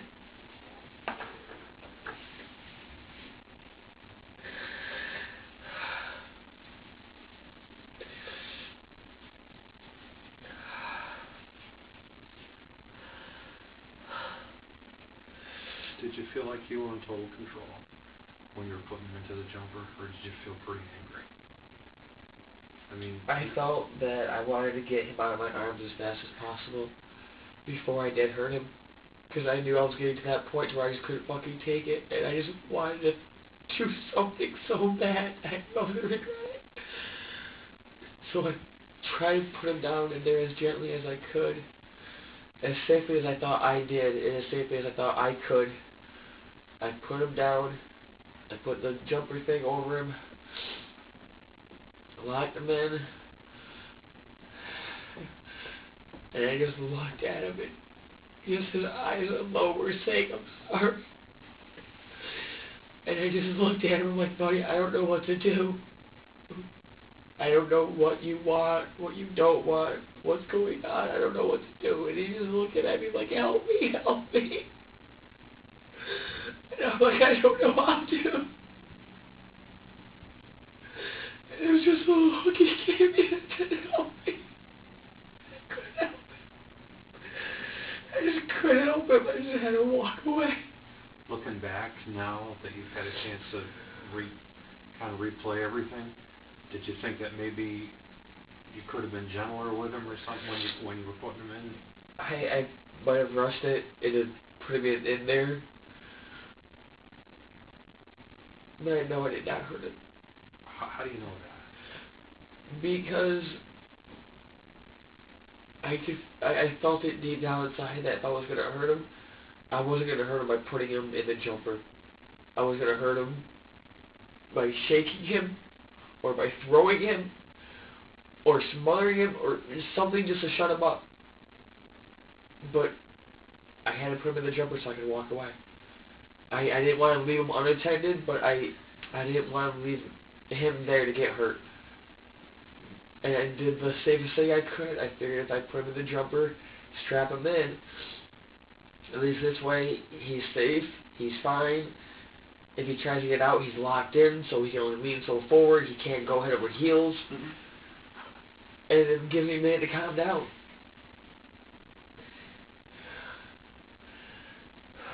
Prior to putting him in, you were holding him up? When I had him, I was looking at him, I had him just like this. I had him just like this. And I was like, "Buddy, you gotta be..." That's when you were thinking about maybe shaking. "Buddy, you gotta stop. You just gotta stop." And I was like, "Buddy, you guys..." And I could feel myself getting tense. Starting to squeeze. And I was like, "I can't do this." I was like, he's just freaking out. He doesn't understand. And I had lifted him up. And I was holding him. And I'm like, "Buddy, what do you want?" And my knees are going 1,000 miles. I was like, "What do you want? Just what do you want?" And he's just looking at me like, "Help me. I don't know what to do." And I'm like, "Buddy, I don't know what to do either." And he's just screaming. I'm like, "I can't take this no more." You can feel your hands. They were just like they are now. Just like, oh, just. I was like, no. And my whole arms are shaking so bad. I was like, "Buddy, if I don't put you down, I'm gonna regret it." And I just put my head down. I was like, "Just put him down. Just put him down. Just put him down." You think so there's some pressure? No, because I had like this the whole entire time. And your arms are tensing. And my hands are just getting tense, and I'm like, "I can't do this. I just can't do this." So I turned him around, put his body against mine like this, and I just put him in the jumper, and I just strapped him in. I just got the fuck up, and I had to walk away. I had to walk away. If I did, I knew I was going to fucking regret it. And you were saying earlier something about taking his arms. When I put him in the jumper, his arms were up, and I didn't want him to hurt himself by flailing all over the place. Mm-hmm. So I took my thumb and I was like, "Buddy, okay, you're still screaming," and I was like, he's waving his arms around, like he doesn't want to be in here. He's trying to like grab at me, and I'm like, "Buddy, you can't do that. I gotta get away from you. I'm just gonna snap on you if I don't. And it's not your fault. I'm just really pissed off at everything that's going around."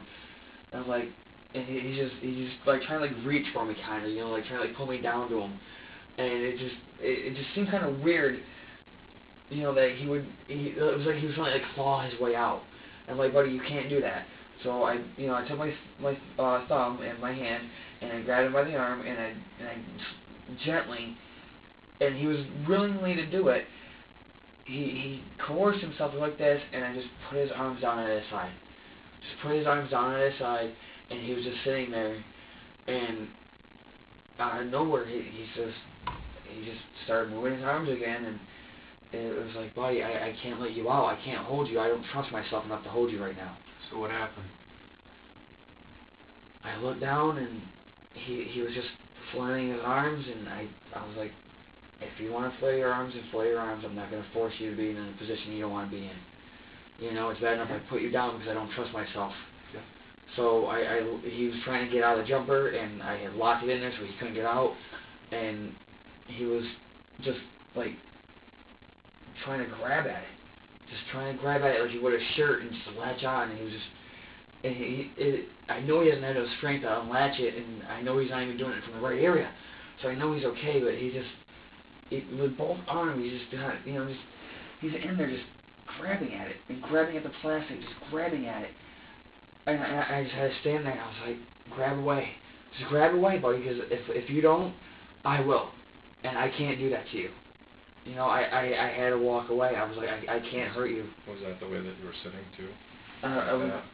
The jumper itself is right here in front of me, and it leans back a little bit to where you can actually pretty much like slide him in. Yeah. So as I'm really trying to put him in there, with him with his arms, you're sitting behind him like this. Yeah, I'm in the chair right behind him, and I slid him right in, and that was it. And then I buckled him in, and that was it. That was the whole entire thing. Was he thrashing?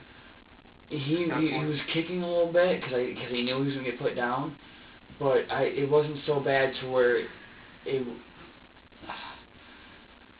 wasn't so bad to where it was like an anger temper tantrum, but it was more or less like, oh come on, like, you know, like a baby kicks when they don't want to get dressed. Like he was kind of like, oh, come on, don't put me down, like come on, you know. I'm like, buddy, you gotta go down. I gotta walk away. I just have got to walk away, and you know, I'm trying to put him down like this, and I'm putting him down, and I'm like, buddy, you just gotta stop, just stop, and he just won't stop. I'm like, either you stop or I'm gonna make you stop, and it was that thought right there, make you stop. That's what scared the shit out of me. It was just the thought of make you stop, and once I thought about it, I actually said it, and that's what scared me even more. I was like, I'm gonna make you stop. And I just couldn't even fucking breathe at that point. I couldn't breathe. I was like, I need to get away from you before I hurt you. And I know it's not your fault. I just need to get away. I have to get away. And I had to walk away from him. Is that how you set him in the jumper? By? I didn't grab him by his arms because I know that was, I know. Because people told me that if you grab baby by the arms, you can dislocate the arms, or you can even break them, or anything like that. So in a perfect world, yeah. But yeah. when you have a baby that's thrashing, sometimes it's. I know, and it's just. And I was just like, buddy, you gotta stop, buddy, you gotta stop. And as he's still going, I'm like, all right, you know what? I'm just gonna put you down. So I try to hold him with one arm, and he's just, you know, kind of like fidgety, and I'm like, buddy, you gotta stop, you gotta stop. So I move my left hand away from him. I put my right hand underneath his arm, and I put my left one underneath his arm to where it was kind of like reversed, to where now instead of my thumbs being on his nipples, now my index fingers are. And I was like, buddy, Jesus Christ. And I was trying to rock him, and it just didn't work. I was like, you know what, you gotta go in your jumper here. And I just set him in the jumper, and I just closed it, and I was like, buddy, I'm sorry, and he's just looking at me like, help me, and I was like, buddy, I don't know what you want me to do, and I'm like, I just gotta breathe. And as he's in the jumper, he's sitting in the jumper like this, so I try to screw him down a little bit, and he didn't seem to mind that. He seemed to like that a little bit better, being put down a little bit more. And I was just sitting there, and I was like, and that's all I could hear was just a screaming and the yelling. And I thought about Brittany yelling at me, and I just thought about everything she said to me over the week. And I just got up, and I was like, buddy, I'm sorry, but I have got to walk out of your sight for a couple of minutes. I can't do this no more. And I couldn't, and I just walked away. And I had to walk away. And I put my head against the doorway, and I just stood there, and I was just like, oh my God. And he's still screaming, but it's not as bad now because it's like being blocked out. It's not intense because I'm blocking it out. Like, yep, I know it's there, but I don't care. I know he's screaming, but he's fine. I just don't care. And then everything that Brittany has said to me over the week brought it right back tenfold, and I was like, oh my God. And the second he screamed, it was like having her scream in my ear, and it's like, oh my God. And it was just like having her in my face, just seeing her in my face, yelling at me and screaming at me. And it was just like, wow. And she always says, oh, my kids are everything like me. And I'm like, oh my God. Oh my God, I cannot deal with this. I can't deal with this. I can't deal with this. I just need to go. I need to get out of here. And that's the main reason why I left. I couldn't do it. I couldn't stay with her or the baby that night. I just couldn't. I didn't trust myself. I really don't. I didn't trust myself then. I still don't trust myself now to be around either one of them. And that's why I went home, and that's why I walked away.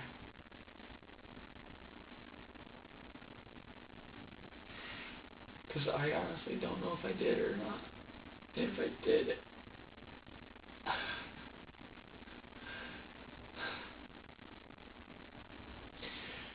I don't even deserve to fucking live if I hurt that baby.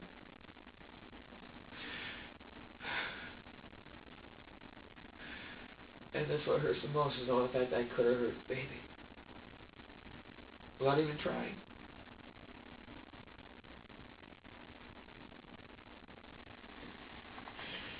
And I don't know if I did or not. And that's why I can't admit to doing it, because I don't know if I did or not. I tried to handle it the best way I could, and I don't believe I squeezed too hard. I don't believe I set him down too rough.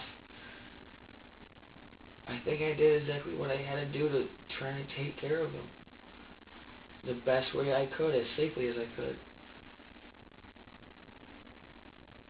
But there's always been the doubt in my mind ever since Matt told me it. Maybe I did hurt him. Maybe it was me. Without even trying.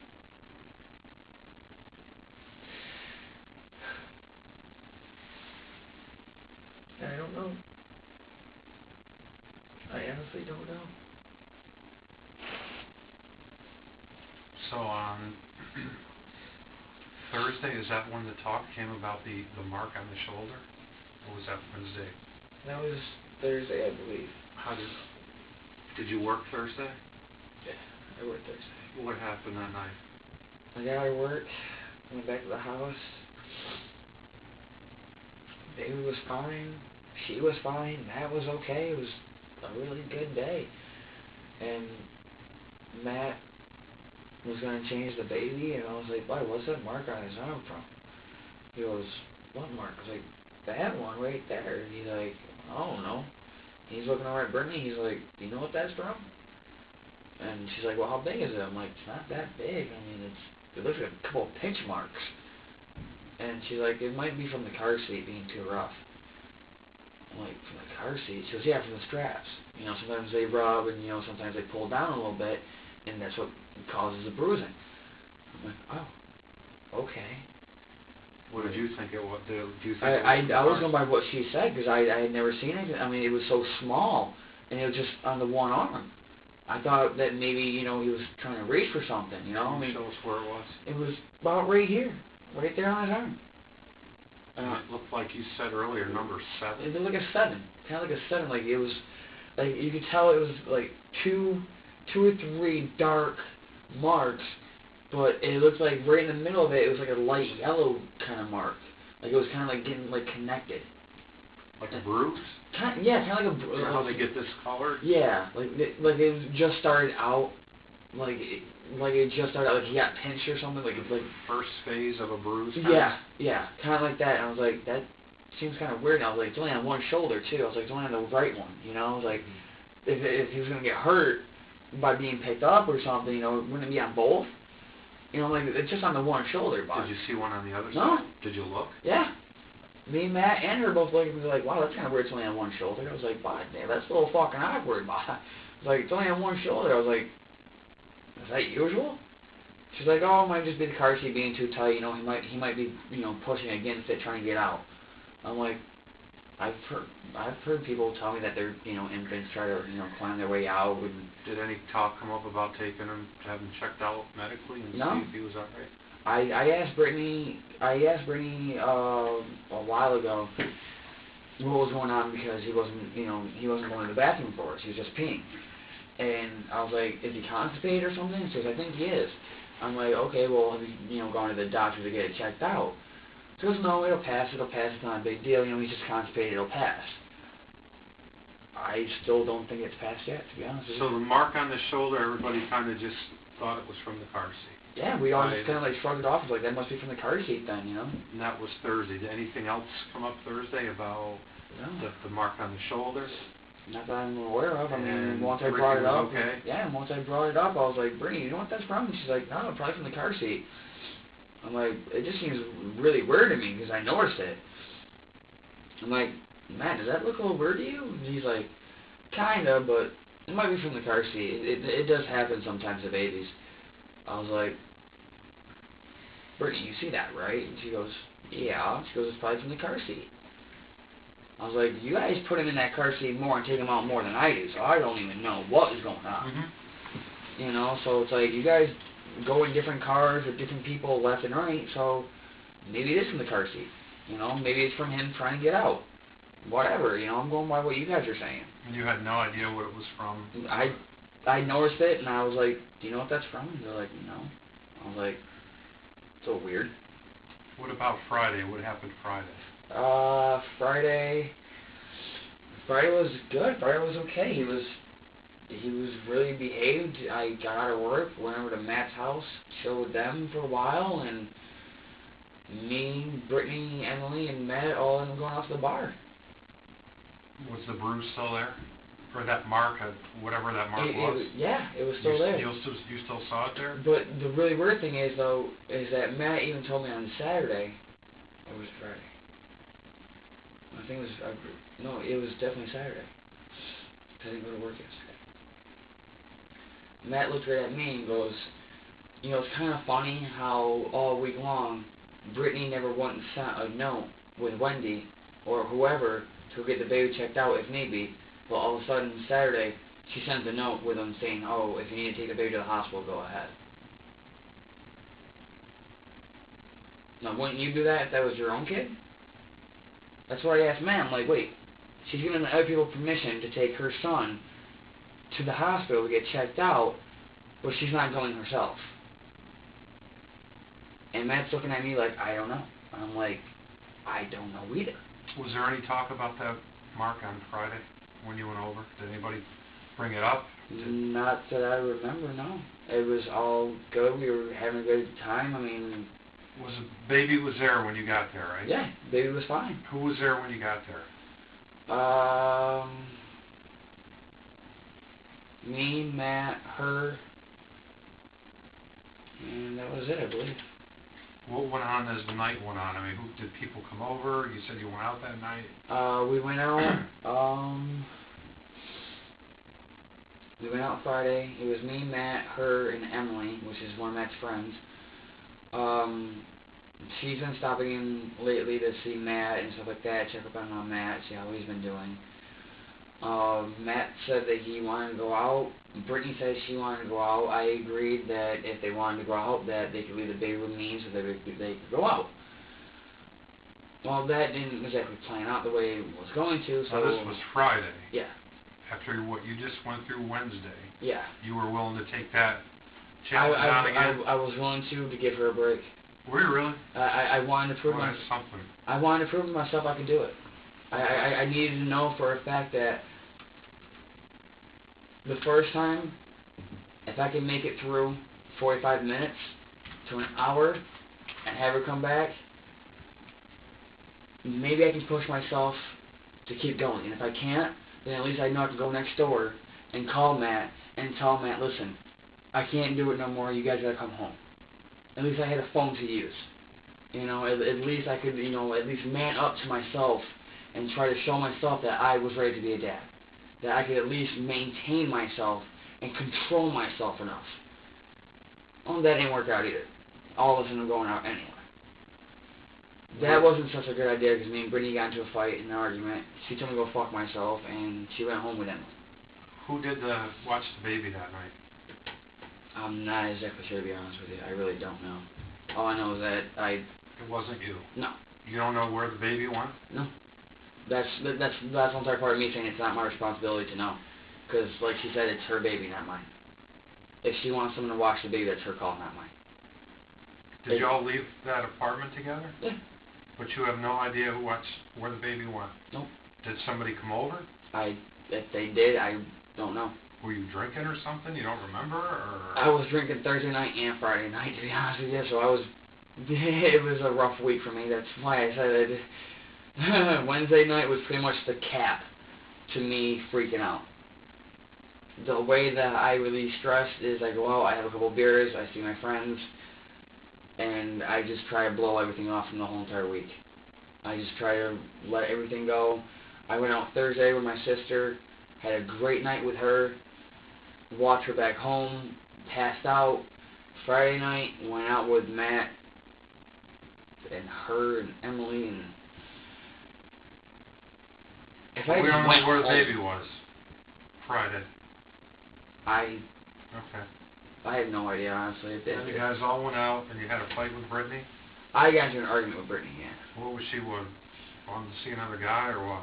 It was just the fact that she was like, oh, well, you know, all your bitches are going to be up on you, buying you drinks and doing this and doing that. I'm like, I don't have anyone on me doing anything. I might have a girl that come up and go, hey, do you want a drink? Yeah, I want a drink. But 9 times out of 10, it's one of my friends. Did you go home with her that night? No. I went home by myself. I walked home to South Glens Falls. Okay. By myself. What happened Saturday?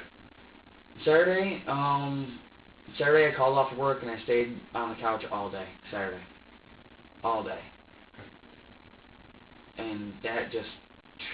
Did you get any phone calls later that day or anything? Or? Nope.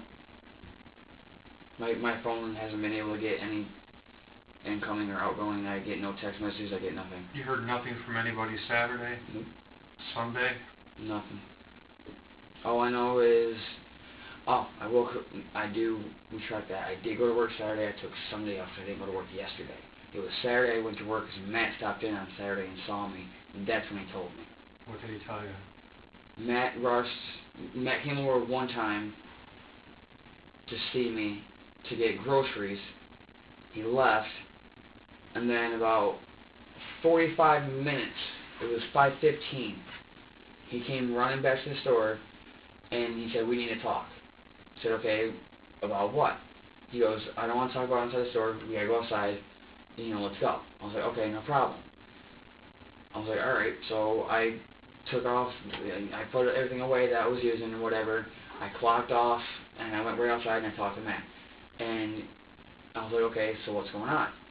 He goes, did you hear anything about the baby lately? I said, no, my phone's been shut off for a couple of days, what's going on? Like, I don't know, I'm in the fucking dark here, why do you need to inform me here, like, what's going on? And he's like, the baby's got 2 broken fucking collarbones. And I just stood there in amazement, I was like, really? He goes, yeah, really? I was like, does anybody know how? Or where? Or when this happened? Or who it was with? And he goes, no, no one knows. All I know is that they took the baby to the hospital and he got 2 broken collarbones. Oh. Okay. Matt started freaking out. I told him to calm down. He said, how can I calm down? I said, but I've already went through this once. And he goes, how are you so calm? I said, because I already went through it once. I said, but I already know what to expect. I said, you think this is going to faze me at all? I said, honestly? I said, no, this is not going to faze me in the least, bud. I said, I already went through this once with a psycho, and this is not going to faze me at all. I said, a younger child? Yes. But same situation, slightly different. Not going to faze me. He goes, really? I said, yeah. I said, but let him investigate. Let him take you. Let him talk to you. Let him come to the house. Let him search your house. What do you have to hide? I invited him in this morning. I have no reason not to. Come on in. Look around the house. I have nothing to hide. I'm more than willing to talk. That's what I told Matt. What do you have to hide? Nothing. Then why are you so scared?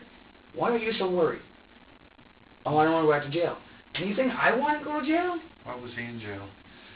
Because a girl under the age of 18 told him that she was 18, and she lied about it, and he had sex with her, and she went and he told the cops that he raped her. And she even said that she wasn't 18 and admitted to lying about her age, and they still slammed him with rape. So he was on, I think, 5 years probation, and now he's labeled a sex offender for the rest of his life because of that. And he's worried that he's going to get tossed back in jail. He's worried that he's going to get arrested. I'm worried I'm going to get arrested for something I didn't even do. And everyone's looking at me like I beat the hell out of the baby. And I'm like, no, I didn't. No, it's not in me. I would rather walk away than hurt anybody. And it just seems like everyone blames me because I'm the only one with a clean record. Like, if I go down for this, it's a slap on the wrist. No, it's not. I hope they fucking know that. It's not a slap on the wrist at all. This is a severe issue. Severe issue. You know, and they're all like, oh, well, you know, Chris must have done it because he was the last one with a baby. Just because the last one with a baby is not always the one at guilt. Sorry and shit, but no. That's not the way I see it. You could be rough, and a couple of days later they could show up. It all depends, you know. It's different situations, and that's why I don't understand why she's blaming me for this. I really don't. I mean, when I got out of work Saturday and I went over there to talk to Matt, she was outside, and I looked right at her, and she goes, "Oh, don't even fucking talk to me," and she walked away. Fine. If you don't want to accept the fact that I don't want to be with you, fine. All hunky-dory, all okay. No problem. Is that the last contact you had with her? Yeah. You haven't talked to her since? So you found out about this at about 5:45 on Saturday that the baby got taken for a possible, what did you say, collarbone? Matt told me that he had 2 broken collarbones. 2 of them. I was like, if the baby's got collarbones that are broken, and he's in the hospital, and the hospital's telling Matt that he's moving his arms, so apparently he does not have a broken collarbone. Because you need your collarbone to move. Last time I checked, you need your collarbone to move. Yeah, I think they come in all different shapes and sizes. And, you know, there's compound fractures, there's hairline, there's all different exactly. kinds. And Matt's like, Some worse are than they the broken, others. broken? And they're like, yeah, they're broken. Probably because I'm thinking maybe the age, too. They have to maybe... I don't know.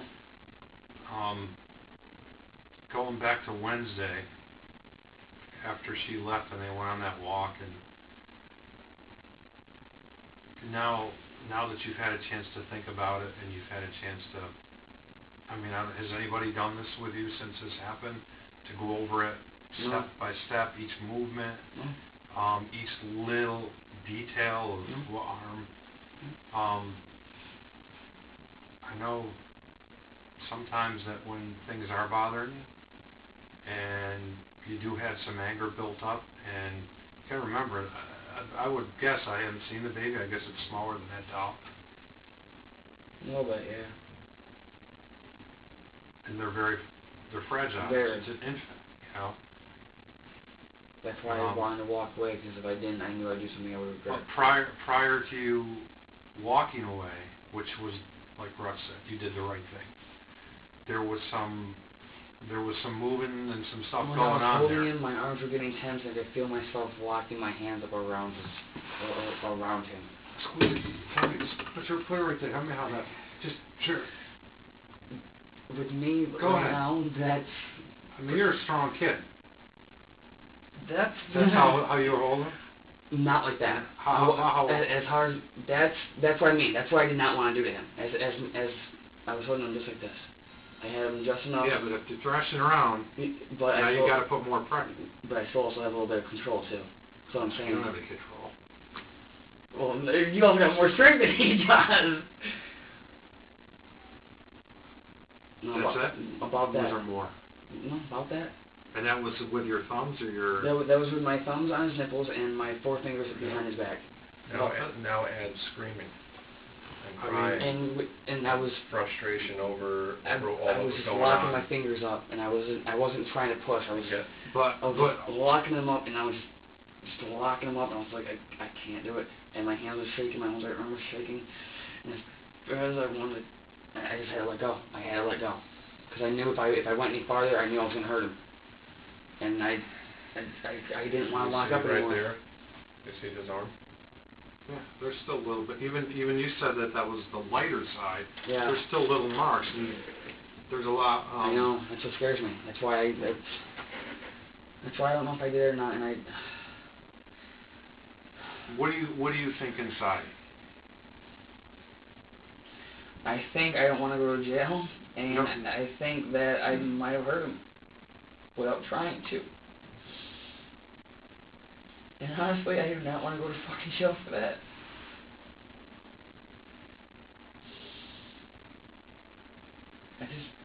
I don't know. I didn't think I held him hard. I didn't.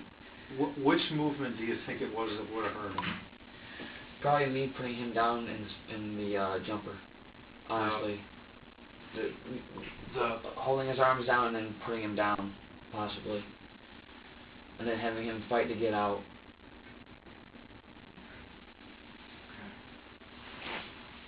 Do you need anything? Bathroom or anything? I need a cigarette really bad. But none of us smoke, so. I can get one at work. Okay, yeah. All right. I mean, I'm late enough, but Just sit I'm tight for a little bit, all right?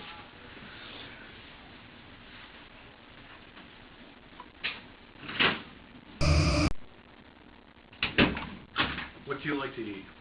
What do you guys got? Honestly. Well, you know Route 9. There's Subway up the road here. There's McDonald's. There's like, McDonald's will be fine. I don't care. I'm not picky. what would you like from McDonald's? Whatever's on the dollar menu. I'm not picky at all. I mean, we have money to get you something to eat. I just wanted to know. Like, do you like Big Mac? Do you like Quarter Pounder? Quarter pound will be fine. That'd be great. With cheese? Please. All right. Yeah, French fries or? Oh, please, definitely. Please. All right.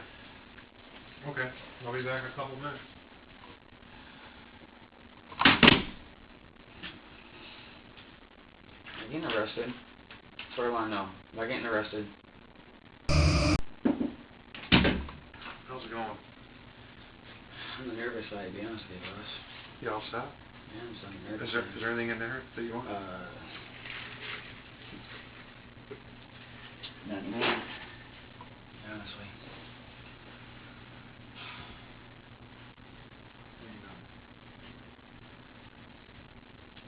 I guess I better pick up my stuff here. Are you all set with that too? Yeah. This drink? Oh, Do you yeah. want any more of that? No.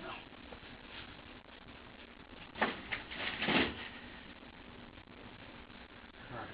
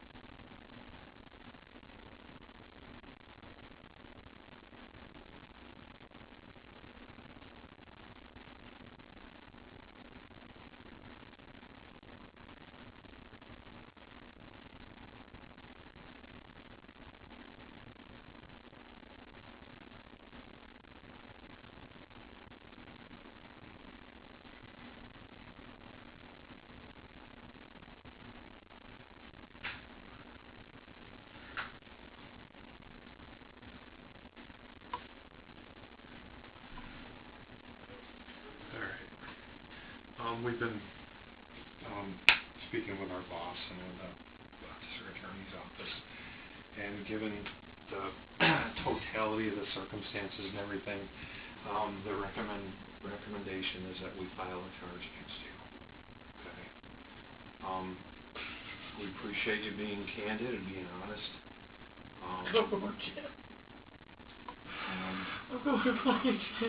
There's only one. Just remember, it's only one step. You gotta. Everything is done here in steps. Okay.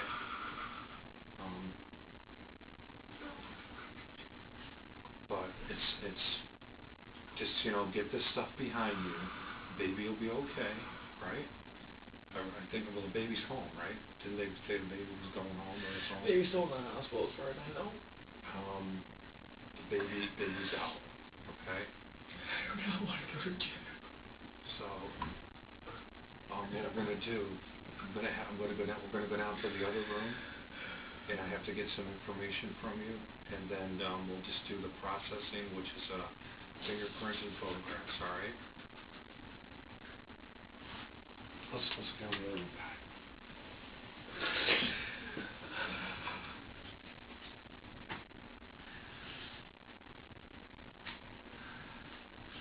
Is this your stuff? If you want, we can, I can leave it there. Is that okay? And then we can come back after and get it. Sit down and...